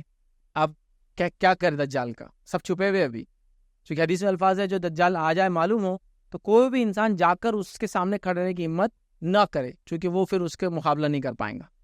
ہوتا ہے نا, ایمانی آزمائش نہیں کرنا ہے کہ میں تو جانتا ہوں دجال, میں جا کے وہ کرتا ہوں. حکم نہیں دیا اللہ کے رسول, منع کیا. اب صحیح مسلم کی روایت الفاظ ہے جب مسلمان جنگ کی تیاری کر رہے ہوں گے اور صفیں مرتب کر لیں گے, مطلب اب انتظار ہوا کیا کریں, دجال سے لڑنا ہی ہے, کوئی راستہ نظر نہیں آ رہا ہے, تو مسلمان کیا کریں گے, پھر نکلیں گے اور سوچیں گے کہ اب تو جنگ لڑنا ہی ہے ہم کو, اور نماز کے لیے جمع ہوں گے, اور پلاننگ شاید یہ ہوں گی کہ نماز کے بعد جنگ کریں گے. تو جب مسلمان جنگ کی تیاری کر رہے ہوں گے اور صفیں مرتب کر لیں گے, مطلب ترتیب میں دے دیں گے, تو نماز کی اقامت ہوں گی, اور اسی وقت جو ہے عیسیٰ ابن مریم نازل ہوں گے. ابھی امام مہدی موجود ہے اور وہی اس کو لیڈ کرنے والے, یہ نماز کے امام وہ ہیں, اور نماز کے لیے مسلمان ریڈی ہے. یہ نماز وہ نماز ہے جنگ سے پہلے کی نماز ہے, اس کے بعد جنگ کو جانا ہے باہر, اور تب اللہ تعالیٰ آسمان سے عیسیٰ علیہ الصلوۃ والسلام کو نازل کریں گا. کیسے نازل ہوں گے, کیا ہوں گا, وہ کیفیت ہم اگلے لیکچر میں دیکھیں گے. نزول عیسیٰ, ورنہ اگر آج لے لیں گے تو کمپلیٹ ہو جائے گا وہ لیکچر. وہ نازل ہوگی کیا کریں گے, تو وہ پورا پارٹ ہم چھوڑ دیں گے. اس لیکچر میں صرف دجال کا خاتمہ کیسا ہوگا وہ دیکھیں گے. خاتمے سے پہلے کا بیچ کا فیز جو عیسیٰ علیہ السلام کیا کریں گے وہ کل آئیں گے انشاءاللہ. تو ابھی کڑیاں سب ایک میں ایک ہے نا, تو ایک ساتھ ہم لیں گے تو وہ بہت لمبا لیکچر ہو جائیں گے, تو ہم یہاں اس کو ختم کر دیں گے. لیکن ابھی باقی ہے, جو عیسیٰ علیہ السلام آئیں گے, ان کی صفتیں, پھر اس کو قتل کریں گے, تو ڈبل ریپیٹیشن ہوگا اس کے قتل کے بارے میں, آج بھی ہوگا اور کل اس کے بعد کے لیکچر میں ہوگا. بہرحال تو عیسیٰ علیہ السلام نازل ہوں گے. حاکم کی روایت میں یہ الفاظ ہے, دجال مدینے کے قریب آ کر اس کے جو ہے بیرونی علاقے پر قبضہ ہو جائیں گا اور مدینے والوں کو باہر نکلنے سے روک دیں گا. پھر وہ بیت المقدس جبل ایلیا کے پاس آئے گا اور مسلمانوں کی ایک جماعت کا محاصرہ کر لے گا. مدینے میں اس نے لوگوں کو گھیر دیا, مسلمان چھپے ہوئے. اسی طرح جو ہے بیت المقدس کے پاس ایک مقام ہے ایلیا, وہاں اس نے لوگوں کو گھیر لیا. مطلب جہاں جہاں مسلمان ہوں گے ان کو گھیر لیں گا. باقی لوگ تو اس کے ایمان لا لیں گے, پورے شہر اس کو فالوور بن جائیں گے, لیکن جو نہیں لائیں گا ان کا گھیراؤ کر لیں گا اور ان کے خلاف وہ جنگ کریں گا. تو آپ نے فرمایا کہ مسلمانوں کی ایک جماعت کا محاصرہ کر لے گا. مسلمان اس کے باعث شدید مشکلات کا سامنا کریں گے, بہت تکلیف کا سامنا کریں گے. یار کیسے کرے وہ, چونکہ وہ سب بند ہے, محاصرہ ہوگا, گھیراؤ ہوگا. بالآخر مسلمانوں کے عمرہ کہیں گے, مطلب ان کے ذمہ دار کہیں گے, تم لوگ کس بات کا انتظار کر رہے ہو, اٹھو اور شیطان کا مقابلہ کرو. اب بس ڈو اور ڈائی. اب کب تک اندر معاشرے میں رہیں گے, اندر بند رہیں گے. چلو اٹھو, اب نکلتے ہیں اور لڑنے کے لیے آگے جاتے ہیں. اپنے رب سے جا ملو, مطلب لڑو, اگر لڑ نہیں سکتے تو مر جاؤ, شہید ہو, رب سے جا ملو, یا پھر تمہیں اللہ تعالیٰ فتح نصیب کر دیں گا. کیوں ڈر کے بیٹھے ہیں, چلو نکلتے لڑنے کے لیے. ہو جائیں گے. وہ دجال سے لڑائی کے لیے, جو لڑائی کے بارے میں مشورہ ہی کریں گے. جیسے ہی صبح ہوگی عیسیٰ علیہ الصلوۃ والسلام تشریف لے آئیں گے. مطلب پہلے تو اندر ہو جائیں گے ڈر کر, اپنے ایمانوں کو بچائیں گے, بچوں کو بچائیں گے, فیملیز کو بتائیں گے, سب کریں گے. اور اس کے بعد جب وہ تھک جائیں گے, پتہ نہیں کتنا ٹائم ہوگا, کہ اب نکلنا ضروری ہے, اس لیے کہ اب دجال نے سب گھیر لیا, سب کو پکڑ لیا. جو مسلمان ہو سکتا ایک دوسرے سے کنیکٹڈ ہونا ہو الگ الگ علاقوں میں, جو ایمان نہیں لائے اس پر, سب اپنے اپنے اس میں ہوں گے. تو بہرحال وہ سوچیں گے پھر کہ اب بس, اب بہت ہو گیا, اب نکلنے کی باری آ گئی ہے. اور جب وہ نکلنے کا ارادہ کریں گے, صبح ہوں گی, عیسیٰ علیہ الصلوۃ والسلام نازل ہوں گے, یاد رکھیے. ٹھیک ہے. اسی طرح نبی اکرم صلی اللہ علیہ وسلم نے ایک بات فرمائی حدیث کے اندر, اور حدیث کے الفاظ دیکھیے اس طرح سے, اس کی آنکھوں کے درمیان کاف, فے اور رے لفظ لکھا ہوں گا, ہر مومن اسے آسانی سے پڑھ لیں گا. تم میں سے جو کوئی اسے پائے, اسے چاہیے کہ اس کے چہرے پر تھوک دے. دجال اگر تمہیں پہلے سامنا کرنا نہیں لیکن آ جائے, تو آپ نے کہا کہ اس کے چہرے پر تھوک دے اس کے, اور سورہ کہف کی ابتدائی آیتوں کی تلاوت کرے. آیتیں بھی یاد ہو, ابتدائی 10 آیتیں. دجال سے فتنے سے بچنے کے لیے کیا کرنا ہے, سورہ کہف کی سٹارٹنگ کی 10 آیتیں آپ کو میمورائز کرنا, حفظ کرنا ہے. تو آیتیں پڑھے, تھوک دے اس کے منہ کے اوپر. ایک مومن کو آپ نے کہا کہ, اور وہ مومن پہ تسلط حاصل نہیں کر سکے جو سورہ کہف پڑھ کے تھوکیں گا اس کے منہ پر. ٹھیک ہے. تو بہرحال یہ کہا کہ اگر آ جائے سامنے تو یہ کرنا ہے. اب یاد رکھیں عیسیٰ علیہ السلام آئیں گے, اور وہ عیسیٰ علیہ السلام آ کے کیا تفصیلات ہیں میں نہیں رکھ رہا ہوں, کہاں وغیرہ, وہ سب انشاءاللہ ان کے لیکچر میں دیکھیں گے نزول عیسیٰ میں. تو بہرحال آ جائیں گے, مسلمانوں کی نماز چل رہی ہوں گی, مسلمانوں کے امام مہدی کہیں گے آئیے آپ نماز پڑھائی چکی, اقامت ہو چکی ہوں گی. عیسیٰ علیہ السلام کہیں گے نہیں, اقامت آپ کے لیے بھی تھی, آپ ہی لیڈ کیجیے نماز کو, اس لیے کہ آپ میں سے اللہ تعالیٰ نے بعض کو بعض پہ امام بنا ہے, پیچھے جائیے. اور یہ اس قوم کی خصوصیت ہوں گی کہ اللہ تعالیٰ کے فضل سے کہ اس کے امام کے پیچھے عیسیٰ علیہ السلام جیسے نبی جو برگزیدہ نماز پڑھیں گے.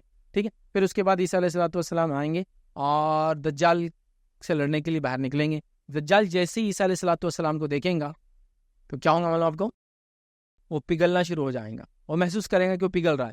اور حدیث میں الفاظ ہے وہ ایسے پگھلیں گا جیسا پانی میں نمک ڈالے تو ڈیزالو ہونا شروع ہو جاتا ہے نا, آپ کو اسٹیئر نہیں بھی ہلائے بھی نہیں تو دیکھیے وہ ایسا پھوٹنا چالو ہو جاتے ہیں اور مکس ہونا چالو ہو جاتے ہیں پانی، وہ پگھلنے لگیں گا. تو وہ جب دیکھ لیں گے عیسیٰ علیہ السلام آ گئے اور وہ پگھلنے تو وہ بھاگنا شروع کر دیں گے.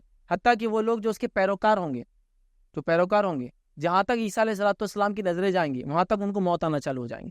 مطلب عیسیٰ علیہ السلام کوئی جنگ نہیں کریں گے اس سے، خالی دیکھیں گے لوگوں کو تو مرنا شروع ہو جائیں گے. یا ایک روایت میں عیسیٰ علیہ السلام منہ کی خوشبو سے مرنا شروع ہو جائیں گے لوگ جو ایمان والے نہیں ہوں گے. اور دجال پگھلنے لگیں گا تو وہ بھاگنا شروع کریں گا اور وہ بھاگیں گا فلسطین کی طرف. بہرحال جہاں بھی ہوں گا عیسیٰ علیہ السلام اتریں گے شام میں، دمشق کے شہر میں اتریں گے، ایگزیکٹلی ڈیماسکس، ٹھیک ہے، سیریا میں. بہرحال وہ شاید وہاں ہوں گا تو وہاں سے اس کے پیچھے لگیں گے، بھاگیں گے اور فلسطین بھاگ جائیں گا اور مقام لد تک پہنچ جائیں گا. پھر روایت کے اندر الفاظ ہے جب پگھلنے لگیں گا تو بھاگیں گا، مقام لد تک پہنچ جائیں گا.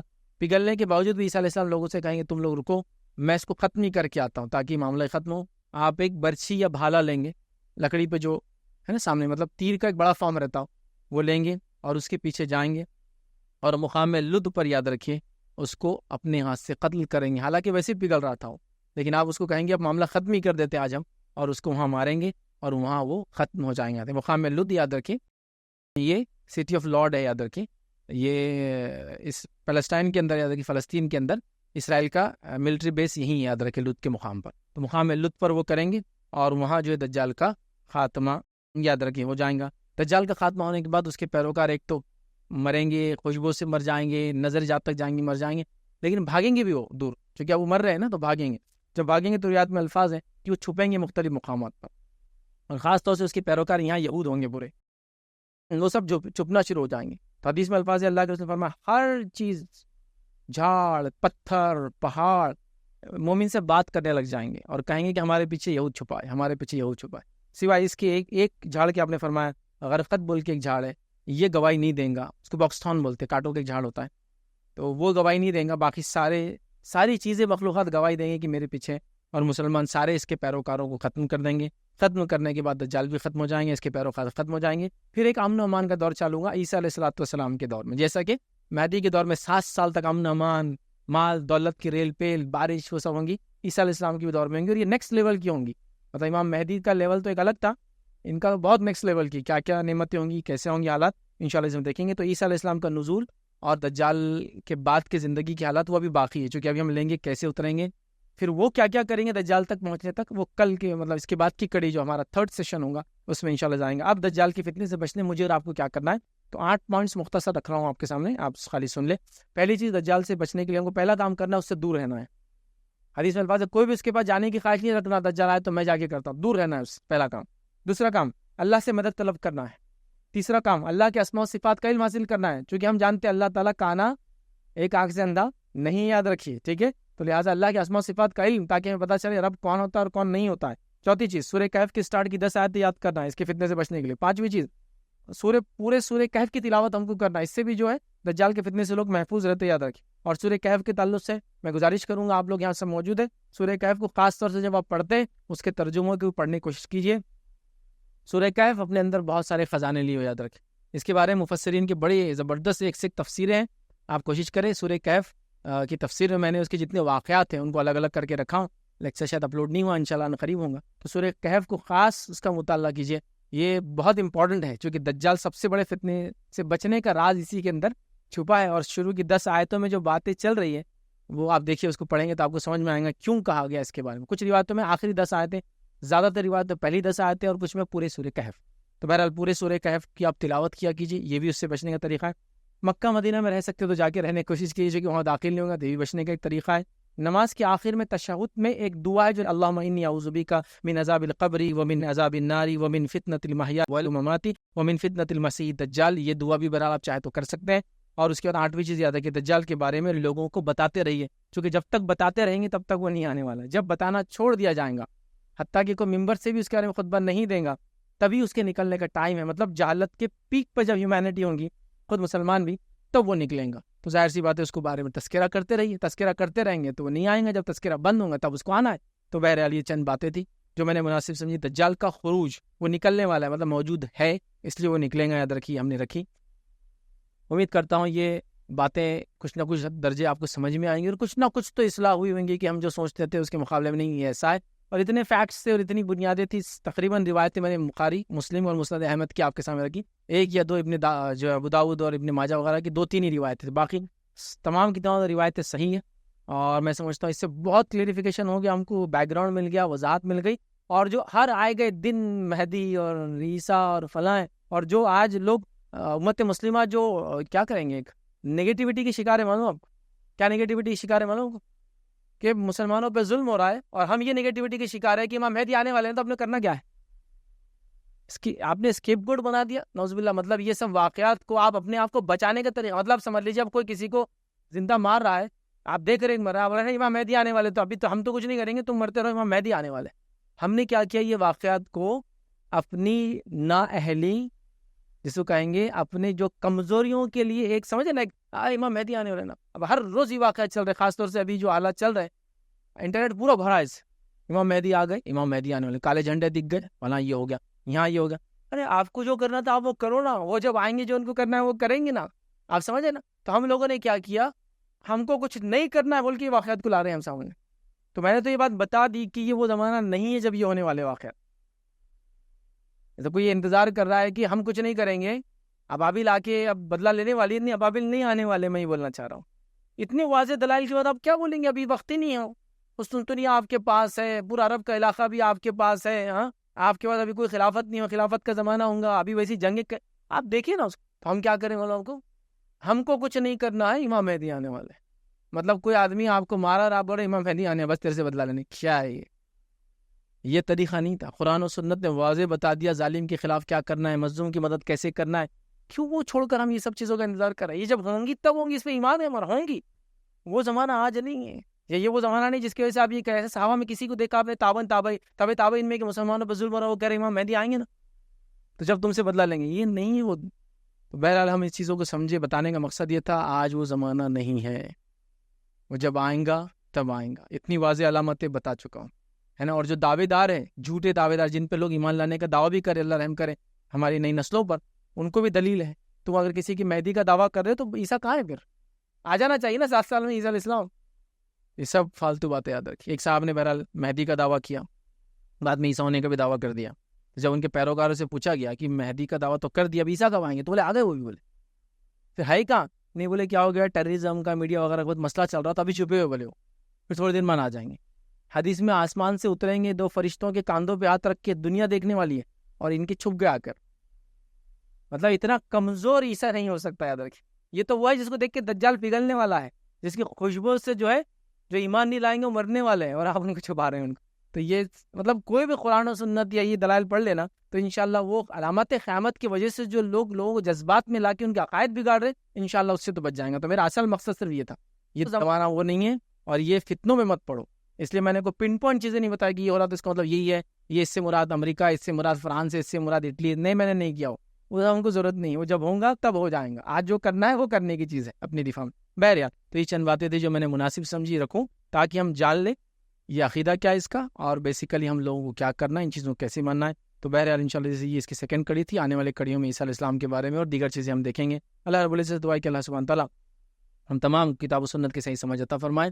اللہ رب العزت ہم کو عقیدے کے فتنوں سے جو محفوظ رکھے. اللہ رب العزت ہم کو جو دجال کے فتنے سے جو محفوظ رکھے, اور ان تمام فتنوں سے ہمیں محفوظ رکھے جو ہمارے دین, ایمان اور ہمارے جو ہے مطلب مسلمانوں کو جو ہے تکلیف دیتے. اللہ رب العزت سے ہم دعا کرتے ہیں کہ اللہ رب العزت ہم تمام کو رمضان کے اس مہینے کو صحیح سے گزارنے کی توفیق عطا فرمائے. جو بیمار ہیں ان کی بیماری کو دور کرے, جو تنگ دست ہیں ان کی تنگ دستی کو دور کرے. اللہ رب العزت جو مظلوم مسلمان ہیں ان کی جو ہے مدد کرے. اللہ رب العزت ہمیں اس کی توفیق دے کہ جو ہم مظلومین کے لیے چاہے دنیا میں جہاں بھی ہو, جس قوم سے بلانگ کرتے ہیں, ان کی مدد کرنے کی ہمیں توفیق عطا فرمائے. اللہ رب العزت جو ہے وہ لوگ جن کی بچیوں کے مسائل ہیں ان مسائل کو حل کرے. اللہ رب العزت جو ہے مسلمانوں کی جو ہر قسم سے جو ہے مدد کرے, اور ان کا کھویا وقار اور عزت جو ہے واپس لوٹا دے. مسلمانوں کو اس چیز کی توفیق دے کہ وہ سمجھے اور دنیا میں ان کا آنے کا مقصد کیا, اور اپنے مقصد کو پورا کرنے کی کوشش کرے. جب تک ہمیں زندہ رکھے اسلام و ایمان پر زندہ رکھے, خاتمہ ایمان پر ہو. آخر دعوانا الحمدللہ رب العالمین.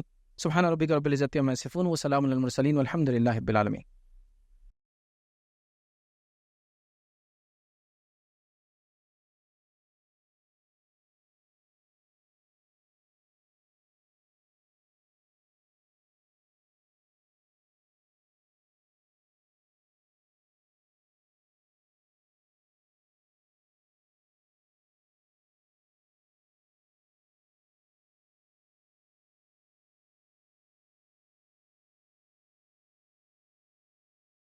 इंशाअल्लाह ताला आज के इस तीसरी नशिस्त का जो दूसरा हिस्सा है, यानी सवाल और जवाब का हिस्सा, जल्दी वो शुरू होने वाला है।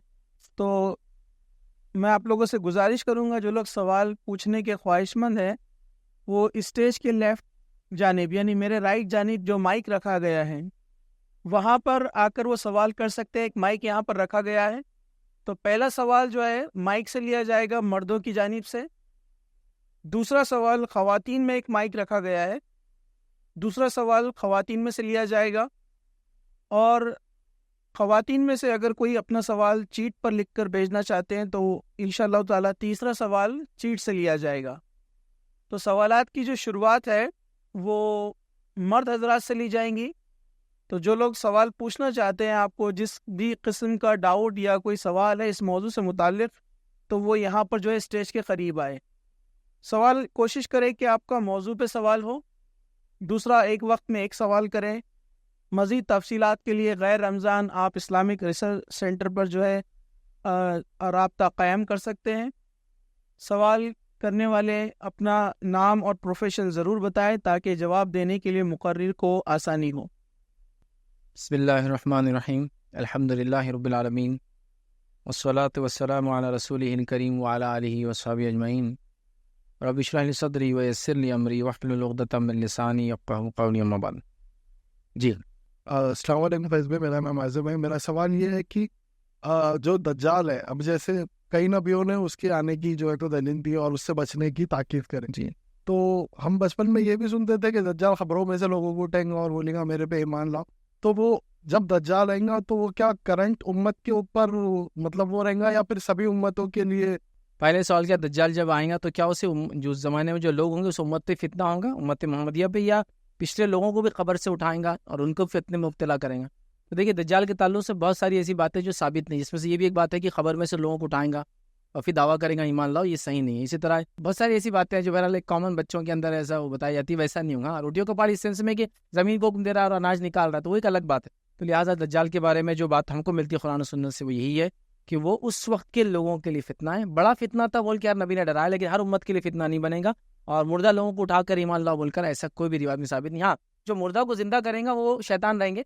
जो देहातियों को और जंगली जाहिल लोगों को जाके वो ईमान लाने का दावा जब करेंगे वो नहीं मानेंगे, तो कहेंगे क्या मैं तुम्हारे माँ बाप को जिंदा करूँ तुम मुझे मानोगे? वो कहेंगे हाँ। तो फिर तब वो ये काम करेंगे कि उनको जिंदा करेंगे, और जिंदा नहीं शैतान शक्ल में आएंगे और कहेंगे बेटे ईमान ला लो तुम इस पर, ये अल्लाह नौज़बिल्लाह, और फिर वो ईमान ला लेंगे और जहन्नम रसीद हो जाएंगे लोग ऐसे। बहरहाल तो उस तरह से तो पिछली उम्मतों के लिए इंशाल्लाह वो आजमाइश नहीं है।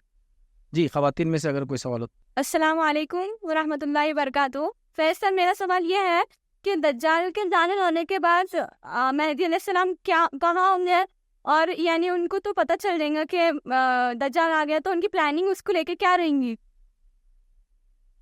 सवाल है कि दज्जाल के आने के बाद मेहदी अलैहिस्सलाम कहाँ होंगे, उनकी प्लानिंग क्या होंगी। देखिए, सबसे पहली चीज़ तो ये जो हदीस से हमें पता चलता है कि नबी अकरम सल्लल्लाहु अलैहि वसल्लम ने फरमाया कि कोई भी मुसलमान उसको कन्फ्रंट ना करे, उसके सामने नहीं जाना है। तो पहली प्लानिंग तो मुसलमानों की अपने ईमान और अपने घर वालों को बचाने की होंगी कि वो अंदर हो जाएंगे। जो शहर ईमान वाले होंगे वो अपने आप को लॉक कर लेंगे, दज्जाल को दाखिल नहीं होने देंगे, लड़ने की कोशिश करेंगे। लेकिन हदीस से बात ही पता चलती है कि काफ़ी देर तक इंतज़ार करते रहेंगे कि क्या करें, और फिर उसके बाद मुसलमानों के जो लीडरान रहेंगे या जिम्मेदारान कहेंगे बस अब बहुत हो गया, अब निकलो बाहर, अब लड़ने का वक्त आ गया। जब वो निकलने की कोशिश करेंगे तब अल्लाह ताला ईसा अलैहिस्सलाम को नाजिल कर देगा। तो लिहाजा उनकी प्लानिंग्स तो होंगी, डिटेल्स हमको नहीं पता है, और जो माइक्रो प्लानिंग का कोई पार्ट हमको कुरान और सुन्नत में नहीं मिलता कि कैसे कैसे क्या, वल्लाहु आलम प्लानिंग क्या होंगी, लेकिन होंगी।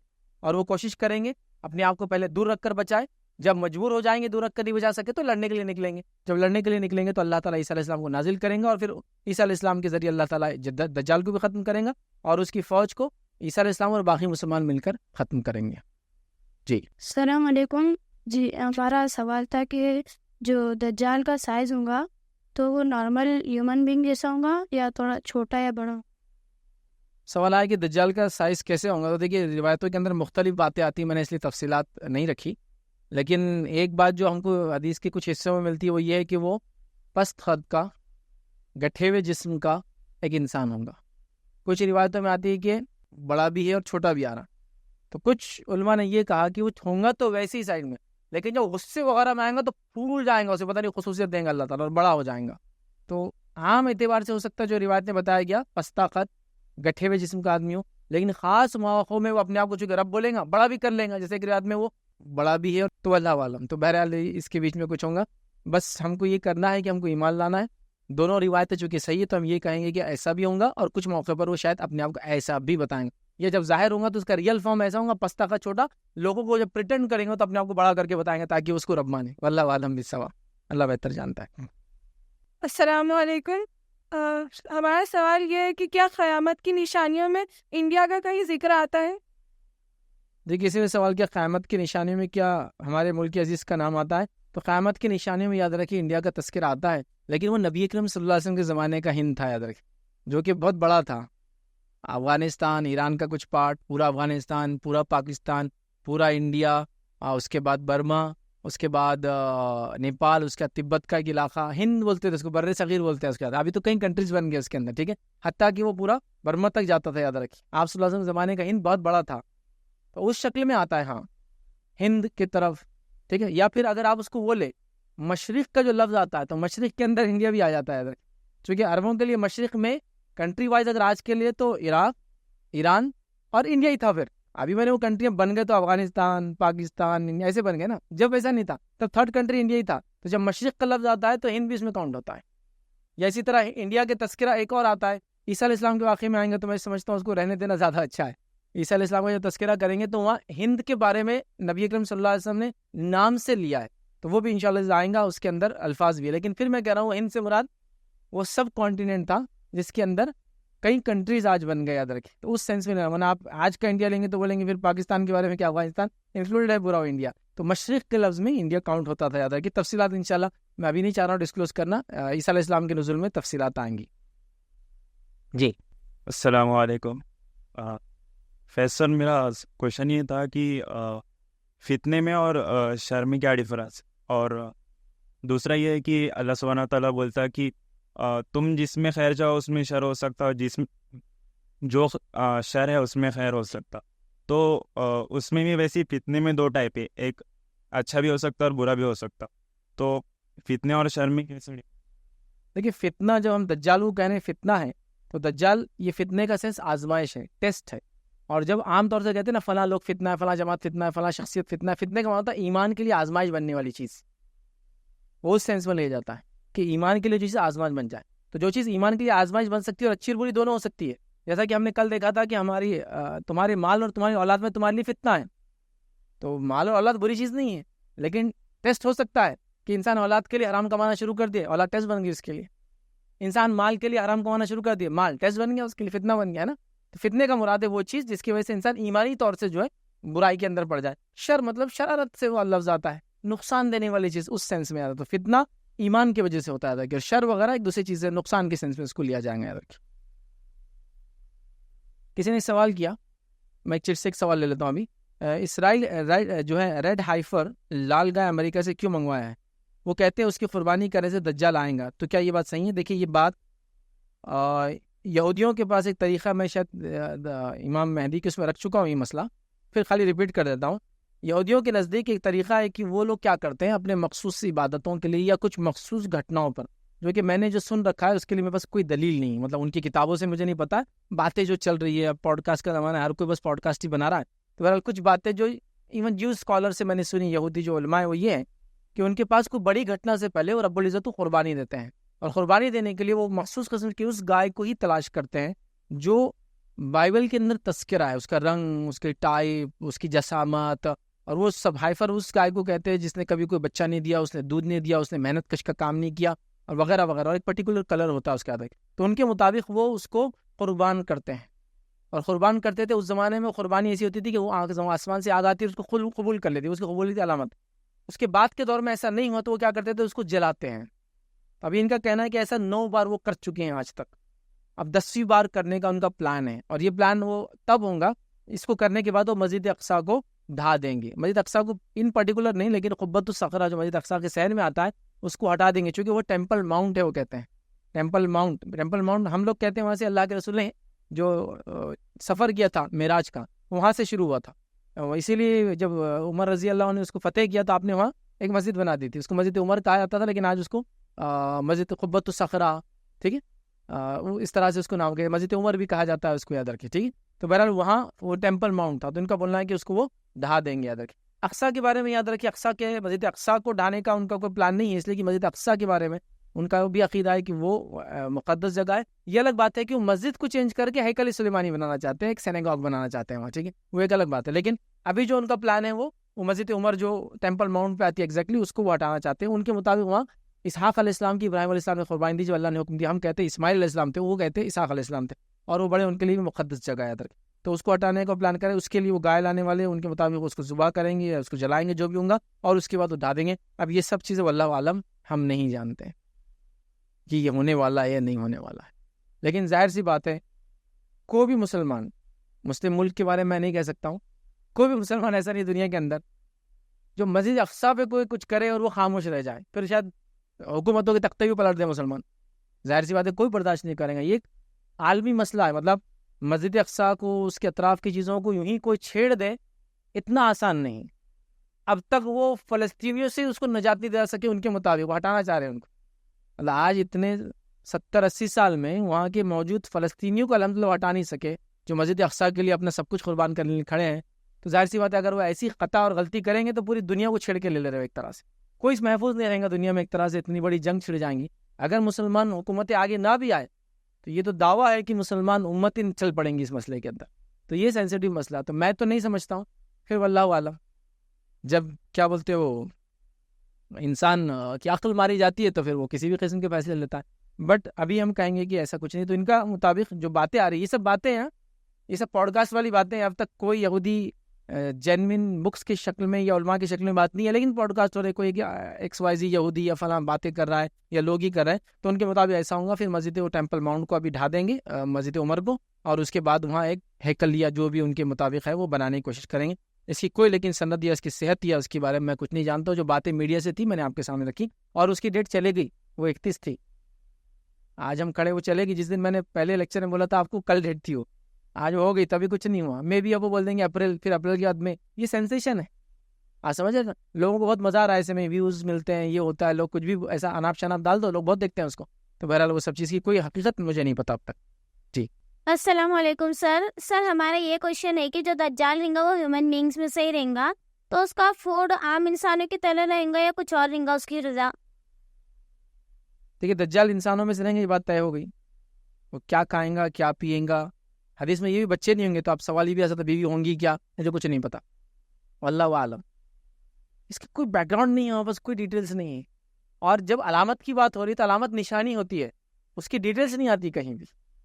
علامت کہتے ہیں کسی چیز نشانی کو، لیکن ہم اس کی ڈیٹیلز پہ ہم نہیں جا سکتے. واللہ عالم کچھ نہیں پتا. اب عیسیٰ علیہ السلام کا بھی تذکرہ آئے گا، امام مہدی کا آئے گا، ان کی کون وائف ہوں گی، ان کے بچے کتنے ہیں، واللہ عالم. عیسیٰ علیہ السلام نازل ہونے والے تو کیا، واللہ عالم. ابھی دجال ہے تو کیا کھاتا پیتا ہوں گا، واللہ عالم. اللہ دے رہا ہوں اس کے رزق جیسا زندگی دیا، اتنی لمبی زندہ ہے، رزق بھی دیتا ہوں. سب ہم نہیں جانتے ہیں، ورنہ ان ڈیٹیلز میں اگر آپ جائیں گے کبھی اللہ نہ کرے، اور آپ کو اگر اس کا جواب تلاش کرنے کی ایک جس کو کہتے ہیں نا ایک اندر سے اتنی زیادہ تجسس جاگ جائیں گا، تو یہ تجسس خامخواہ کہ آپ کو مس گائیڈنس کی طرف لے جائیں گے. ریزن مینگ کہ وہ چیزیں ہم نہیں جان سکتے، چونکہ اس کی ضرورت بھی نہیں ہے ہم کو جاننے کی کیسے ہوں گا بول کے.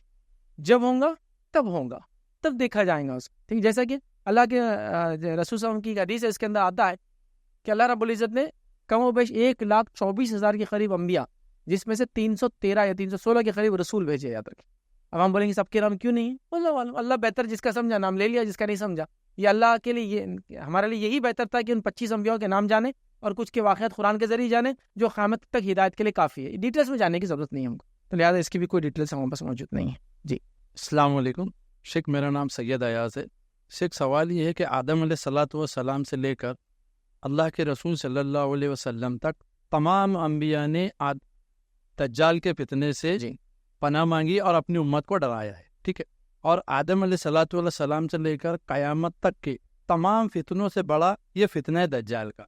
تو اس دور میں جو لوگ اس فتنے سے بچ جائیں گے، ان کے ایمان کی لیول کیا ہوگی؟ کیا حدیث میں اس کی کوئی فضیلت آتی ہے، یا ان کا ایمان کا لیول انبیاء اور صحابہ اکرام کے جیسا ہوگا یا کچھ کم درجے کا ہوگا؟ اس کی وضاحت کیجیے. پہلے ایسا ہو گیا کہ دجال اتنا بڑا فتنہ ہے کہ ہر نبی نے اس سے ڈرایا، تو جو لوگ اس کے فتنے سے اس زمانے میں بچ جائیں گے ان کی ایمانی کیفیت کیا ہوں گی؟ بس ہم یہ کہیں گے کہ ان کی ایمانی کیفیت بہت ہائی ہوں گی. کتنی ہم نہیں جانتے. انبیاء تو درجے تو کبھی نہیں جا سکتے، صحابہ کے درجے تک بھی کبھی نہیں جا سکتے، جو بھی درجہ اس کے بعد والا درجہ ہوں گا وہ وہاں تک جائیں گے، لیکن بہت زیادہ ہوں گی، اتنی زیادہ ہوں گی کہ اس ایک حدیث سے میں اس چیز کو اخذ کر رہا ہوں اس بات کو، کہ حدیث کے اندر آتا ہے کہ عیسیٰ علیہ السلام کے ساتھ جو لوگ ہوں گے ادھر کی دجال اور یاجوج ماجوج کے بعد، اللہ تعالیٰ ایک ہوا چلائیں گا، اور ہوا چلائیں گا جتنے ایمان والے ہوں گے سب انتقال کر جائیں گے. تو اللہ کو اتنا پسند آئیں گا کہ اللہ تعالیٰ اس کے بعد ان کو آگے زندگی نہیں دیں گا اور قبول کر لیں گے اس ایمان کو، اور ان کو جنت دے دیں گا اس کے بدلے، چونکہ ایمان کی حالت میں ان کو موت دے دے گا. اور اس کے بعد اس ہوا کے بعد جو لوگ دنیا بچیں گے سب سے بدترین لوگ اور قیامت ان پہ قائم ہوگی. تو میں یہ کہہ سکتا ہوں اس حدیث سے کہ اللہ اتنا پسند کرے گا ان کو کہ اسی حالت میں موت دے دیں گا اور اپنے پاس بلا لیں گا، تاکہ اس ٹاپ لیول کی ایمان میں اللہ کے پاس جائے اور جنت کے مستحق بنے. اتنا تو بہت ایمان ہوگا، انبیاء اور صحابہ جیسا تو نہیں، کیونکہ انبیاء کی ایمان کی خصوصیت ہے وہ صرف بڑھتا رہتا ہے، صرف بڑھتا رہتا ہے. صحابہ کی ایمان کی خصوصیت ہے کہ وہ بڑھتا اور ایک لیول تک جا کے رک جاتا ہے. جیسا صحابہ میں سب سے اونچا ایمان تمام صحابہ پہ جتنے انبیاء کے تھے اس میں سب سے اونچا ایمان کس کا ہے؟ ابوبکر صدیق رضی اللہ عنہ کا، ٹاپسٹ لیول تک جا کے پہنچ گیا. اس کے بعد عمر ابن خطاب. تو یہ رک جاتے ہیں، پھر اوپر نیچے نہیں ہوتے. عام لوگوں کا سوئنگ رہتا ہے، اوپر نیچے ہوتا ہے. تو صحابہ کا بھی ایک لیول تک جا کے رک جاتا ہے، انبیاء کا تو صرف بڑھتا رہتا ہے، ہم لوگوں کا اوپر نیچے ہوتا ہے. اور اس کی دلیل کیا ہے آپ کو دیکھنا ہے. مثال رمضان میں ہم بولتے بیٹری چارج ہو گئی، ایمان کا درجہ بلند ہے. کیوں؟ صرف قرآن کی تلاوت کرنے سے اور ذکر کرنے سے ایمان بڑھ جاتا، ہر نیکی کرنے سے ایمان بڑھتا ہے درکی، اور برائی کرنے سے گھٹتا ہے. تو لہٰذا ہمارا یوں ہوتا. تو لہٰذا ہم تو وہ نہیں کہیں گے صحابہ اور ان کے ایسا، بٹ وہ بہت ایمان والے ہوں گے اور اللہ تعالیٰ ان کو موت دے کر قبول کر لیں گے اس سے. کسی نے ایک سوال کیا کہ پڑوسی ملک کے اسپیکر کہتے ہیں کہ دجال اور یاجوج ماجوج دنیا میں نہیں ہے، وہ ٹیلی پورٹ ہو کر یہاں آئیں گے، اس کی وضاحت کیجیے. اب دیکھیے ایسی چیز کے لیے تو دلیل چاہیے، کوئی بھی چیز کے لیے دلیل چاہیے ان کو. چونکہ ٹیلی پورٹ ہونے میں، ٹیلی پورٹ سمجھتے ہیں آپ کیا ہوتا ہے؟ ایک علاقے سے دوسرے علاقے میں پہنچ جانا بغیر کسی ذریعے کی. ٹیلی پورٹ فلمیں بہت بنتی ہے اس کے اوپر، یاد رکھیں. ٹیلی پورٹ ہو رہا ہے، یہاں سے آدمی وہاں چلے جا رہا ہے وغیرہ. تو ٹیلی پورٹ ہونے کے لیے کیا ہے؟ ہم کو کوئی دلیل چاہیے سے. دیکھیں عیسیٰ علیہ السلام نازل ہونے کا لفظ ہے، نازل مطلب اتر رہے ہیں، مطلب کہیں اوپر ہے. دجال کے بارے میں خروج کا لفظ ہے، مطلب کہیں ہے نکلنے والا ہے. یاجوج ماجوج کا لفظ ہے خروج، مطلب کہیں ہے نکلنے والے. تو وہاں بھی لفظ آنا تھا دجال کا نزول. ٹیلی پورٹ میں نازل ہونے میں آئیں گا نا، اوپر سے نیچے آنا یا ادھر سے ادھر جانا، تو نزول ہونا چاہیے تھا. یہ اس کا خروج لفظ ہے. عیسیٰ علیہ السلام کا نزول، اوپر سے نیچے آ رہے ہیں. یاجوج ماجوج کا خروج، تو اتنے اسپیسیفک ورڈز یوز ہو رہے ہیں. تو یہاں بھی یوز ہونا چاہیے تھا ٹیلی پورٹ کے ورڈ، کچھ نہ کچھ عربی میں جو بھی اویلیبل تھے، نہیں ہوئے. میں کہوں گا خیاس آرائیاں کرنے سے اچھا ہے. چونکہ میں جواب نہیں دے پا رہا ہوں دوسروں کو کہ ابھی کہاں ہیں، تو میں یہ کہہ رہا ہوں کہ ابھی یہاں نہیں، مطلب کہیں اور سے آئیں گے. تو اس کی ضرورت ہی نہیں نا، میرا ایمان ہے. جیسے ہمارے ساتھ کتنے دیگر مخلوقات اور بھی موجود ہے جو اس ہال میں اور ہمارے اطراف میں، جس کو ہم دیکھ نہیں سکتے. ابھی کئی چیزیں ایسی جو فزیکل فارم ہے لیکن آپ کے چیئرس کے اندر ہوں گی، چھوٹے چھوٹے کیڑے ہوا کے اندر ہوں گے، سانس کے اندر جا رہے ہوں گے. فرشتے، جنات جو موجود ہے دکھ رہے ہیں آپ کو، کوئی سب ہے نا، لیکن مخلوق. حدیث کے اندر ہے کہ جنات ہوتے ہیں، فرشتے ہوتے ہیں، انسان کے اعمال لکھتے ہیں، تو ہے نا موجود. جن مجلسوں میں اللہ کا ذکر ہوتا ہے، فرشتے اس کو مجلس کے اوپر سے پروں سے گھیرتے، تو آسمان تک گھیرتے، تو ہے نا فرشتے. ابھی بھی کہاں دیکھ سکتے ہو، کتنی تعداد میں ہی مجلس سے لے کر آسمانوں تک ہے وہ، دکھتے ہیں کہ نہیں نا. تو دیکھیے اللہ بہتر جانتا ہے کیسے کیا ان کیفیتوں میں جائیں گے. تو ہم کو پھر جواب دینا ہے وہ ٹیلی پورٹ، دوسرا پلانٹ، پھر وہ پلانٹ میں سے نکل کے آئیں گے. ایسا نوح علیہ السلام کے زمانے میں باڑھ آئی تو پانی کہاں گیا، بولے وہ تو ٹیلی پورٹ ہو گیا، ادھر گیا، اب ادھر اسٹاک میں. پھر کبھی ضرورت پڑتا اللہ تعالیٰ کھول دیں گا، ادھر آ جائیں. پھر اس کے لیے دلیل لگتی، پھر ان چیزوں کے لیے ریفرنسز لگتا نہیں ہے نا. اللہ تعالیٰ نے جو زمین بنایا، آسمان بنائے، تو سماوات کا لفظ ہے، آسمان ہے تو آسمان ہے تو فلاں ہوگا. سب چیز کے لیے ہم کو بیس چاہیے ایکچولی. تو تھوڑا میں کہوں گا کہ ہر سوال کا جواب دینے کے لیے ہم چیزوں کو ثابت کرنے کے بدلے واللہ عالم کہہ کر چھوڑ دے باتوں. اللہ بہتر جانتا ہے کہاں ہے، اللہ بہتر جانتا ہے کب نکلیں گے. وہ جب آئیں گے ہم کو پتہ چل جائیں کیسے تھے، کیا تھے، کہاں تھے اور کیوں تھے. اللہ عالم. بہرحال تو میں کہوں گا یہ ایکسپلینیشن زیادہ، وہ ایکسپلینیشن زیادہ بہتر ہے. السلام علیکم. دجال کے فتنے سے بچنے کے لیے جیسا آپ نے بتایا کہ سورہ کہف پڑھنا چاہیے، پورا سورہ کہف یا صرف 10 آیات ہی اکتفا کرنا چاہیے؟ اور ٹرانسلیشن کے تعلق سے بھی تھوڑا وضاحت کیجیے کہ ٹرانسلیشن ہی کیوں؟ 10 آیت تو بھیا پورا سر میں نے اصحاب کہف کا ہے اور موسیٰ علیہ السلام اور خضر علیہ السلام کا واقعہ ہے، تو تھوڑی وضاحت کیجیے اس تعلق سے کیوں اچھا کیوں گیا ہے کہ یہ کیوں پڑھنا چاہیے. میں نے سوال کیا کہ جو یہ کیوں پڑھنا، سورہ کہف کے بارے میں کیوں کہا گیا، حالانکہ تو اس میں ذوالقرنین، اصحاب کہف وغیرہ وغیرہ چیزیں، تو کیوں کہا گیا. دیکھیے کیوں کا جواب ایگزیکٹلی تو میں نہیں دے پاؤں گا. ریزن بھی کہ نبی اکرم صلی اللہ علیہ وسلم نے کہا اور آپ جو کہتے تو وہی تھا، لیکن وجوہات، حکمتیں ہم بتا سکتے ہیں. اگر آپ سورہ کہف کو پڑھیں تو آپ دیکھیے اس کے اندر ظالم بادشاہ کے واقعے سے کہف سے شروع ہوتا ہے، اس پر ایمان لانے والوں کا تذکرہ ہوتا ہے، اس میں عیسائیوں کا تذکرہ، اور بہت ساری ایسی باتیں جو علامت قیامت سے پہلے ہونے والی ذوالقرنین کا واقعہ جو علامت قیامت میں سے ایک علامت ہے، یاد رکھیے انشاءاللہ سے آنے والے لیکچرز میں آئیں گے.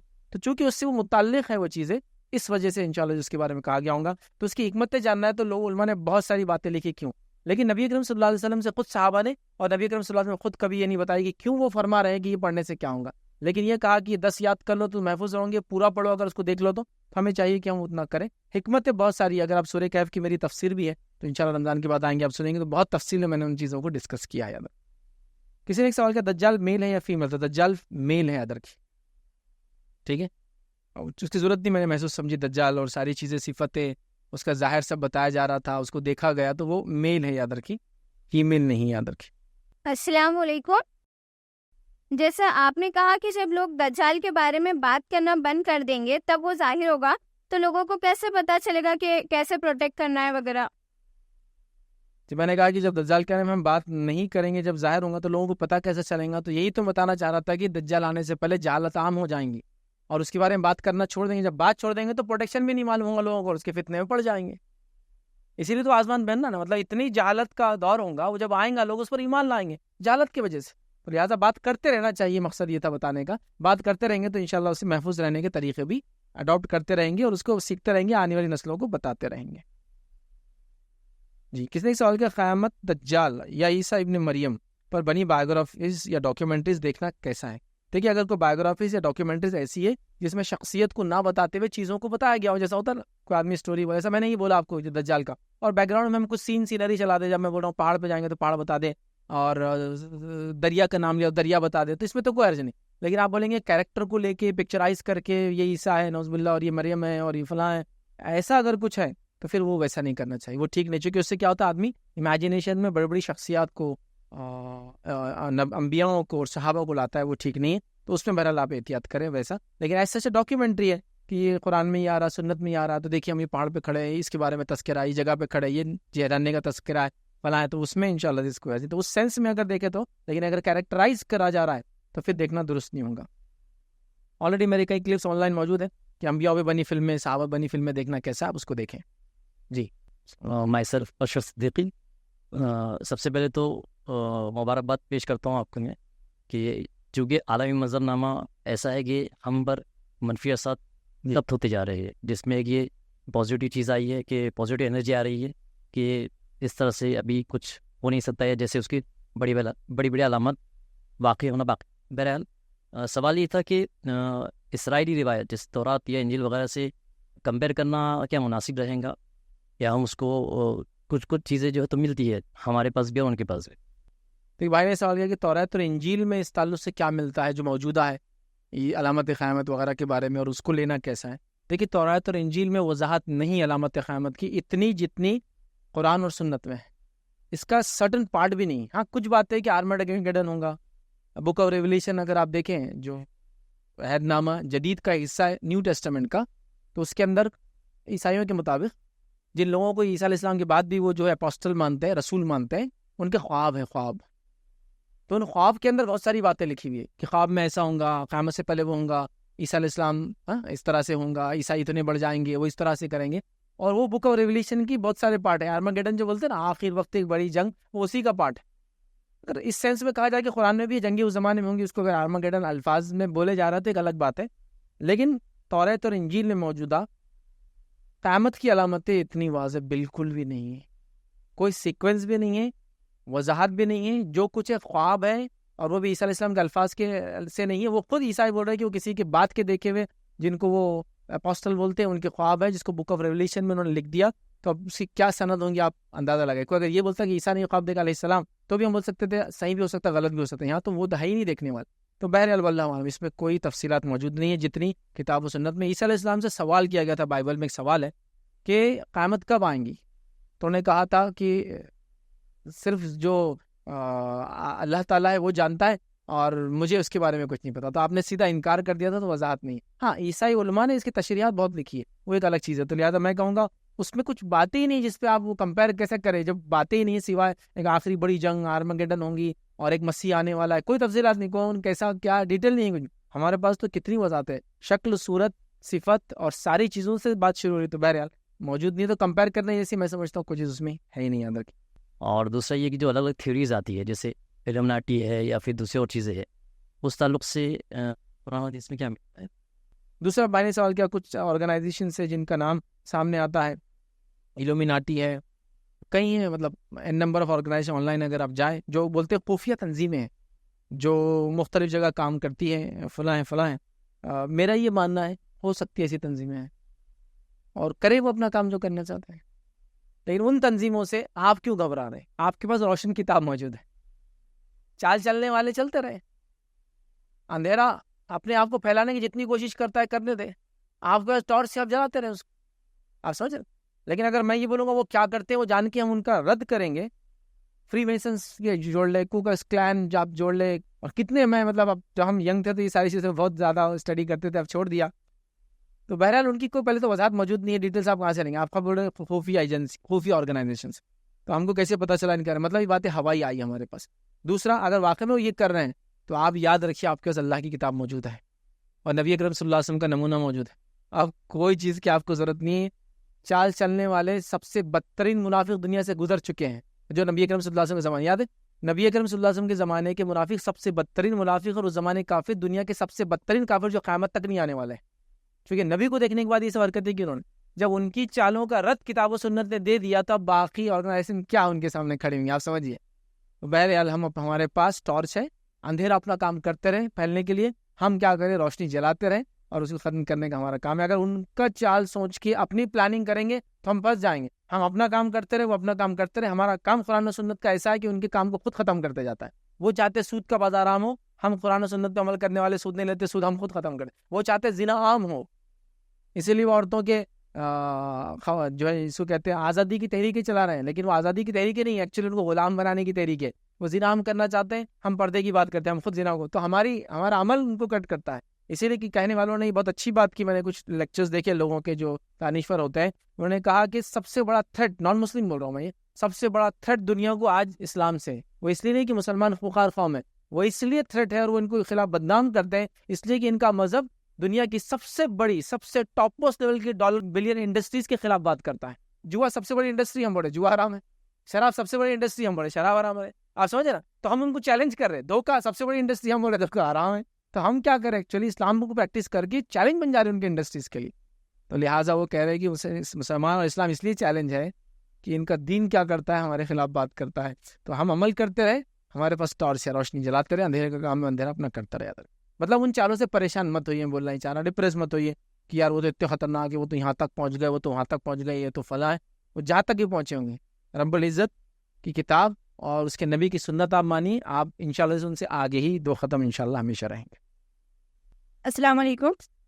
ہمارا سوال یہ ہے کہ دجال جب دنیا میں آئیں گا وہ کتنے دنوں کے لیے رہیں گا اور کس جگہ، کن کن جگہوں پہ جائیں گا؟ دیکھیے وہ 40 دن دنیا میں رہیں گا اور ہر جگہ جائیں گا سوائے مکہ اور مدینہ، 2 شہر کو چھوڑ کر. ٹوٹل 40 ڈیز، اور 40 ڈیز کا کاؤنٹ 14 منتھس اور 14 ڈیز یا 14 منتھس اور 15 ڈیز اپروکسیمیٹلی ہونے والا ہے اس کا. جی السلام علیکم. ہمارا یہ کوشچن ہے دجال جس آئی لینڈ میں ہے کیا اس کا نام آسٹولا ہے؟ دیکھیے دجال کس آئی لینڈ میں ہے اس کے تعلق سے لوگوں کی بہت خیاس آ رہی ہیں. برموڈا ٹرائنگل ہے، کوئی کہتا ہے ایک آسٹریلیا کے پاس ایک آئی لینڈ ہے وہاں ہوں گا، آپ نے ایک نام لیا یہ ہے، کئی چیزیں ہو سکتی. میں کہوں اللہ عالم، ہم وہ کچھ پتا ہی نہیں ہے نا. اگر کوئی پتا ہے تو جا کے وہاں دیکھ سکتا ہے، دیکھ سکتا ہے مطلب وہاں نہیں ہوں. ریزن مین کہ وہ ہمارے سامنے نہیں آئیں گے تو قیامت سے پہلے ظاہر ہوں گا. کوئی جا کے تھوڑی اس کو انویٹیشن دینے والا نکلنے کے لیے، وہ آ جائیں گے جب اس کا وقت ہوگا، ہم نہیں جانتے واللہ عالم. تو لہٰذا ہم کسی بھی چیز کو یہ نہیں کہیں گے کہ یہاں ہے، جب وہ آنا ہوگا تب وہ انشاءاللہ سے آ جائیں گا. جی کیا دجال کو بھی دوزک ملیں گی، اس کا حساب کتاب ہوگا؟ اچھا سوال آ گیا، دجال کا حساب کتاب ہوگا، کیا اس کو جہنم ملیں گی چونکہ وہ اتنا بڑا فتنہ، اتنی بڑی آزمائش ہے؟ تو دیکھیے دجال کے بارے میں ہم نہیں جانتے کہ اس کا اینڈ رزلٹ کیا ہوگا. علماء نے بہت ساری حکمتیں، بہت ساری باتیں کہی ہیں، وقت نہیں تھا اس لیے میں نے اس کو ڈیٹیل ڈسکس نہیں کیا، لیکن ہم نہیں جانتے. ہم یہ کہیں گے واللہ عالم، اللہ ہی بہتر جانتا ہے کیا ہوگا، چونکہ اس میں کئی آرا ہے، کئی رائے ہے. جیسا کہ ایک یہ کہ اللہ نے اگر اس کو آزمائش بنایا ہے تو اللہ کی طرف سے بھیجا ہوا ایک ٹیسٹ ہے، تو اس کو اس کی سزا نہیں ملنا چاہیے. دوسری آ رہا ہے نہیں، اس کے اندر وہ فتنہ ہوگا، اس لیے اللہ تعالیٰ اس کو آزمائش بنا کے دوسروں کا ٹیسٹ لیں گے. ایسا ایک آدمی فتنہ ہی ہے کسی کے لیے، اس سے اللہ دوسرے کو ٹیسٹ لے رہا ہے, دوسرے کو اجر مل جا رہا ہے, اس کو گناہ بڑھ کے وہ جہنم میں رسید ہو رہا ہے نا. تو دونوں چیزیں ہو سکتی. تو اللہ عالم یہ کہیں گے کہ اس کے ساتھ آخرت میں کیا ہوگا ہم نہیں جانتے. اسی پہ انشاءاللہ اپنی بات کو ختم کریں گے. وآخر دعوانا الحمدللہ رب العالمین. سبحان ربک رب العزت عما یصفون وسلام علی المرسلین والحمدللہ رب العالمین.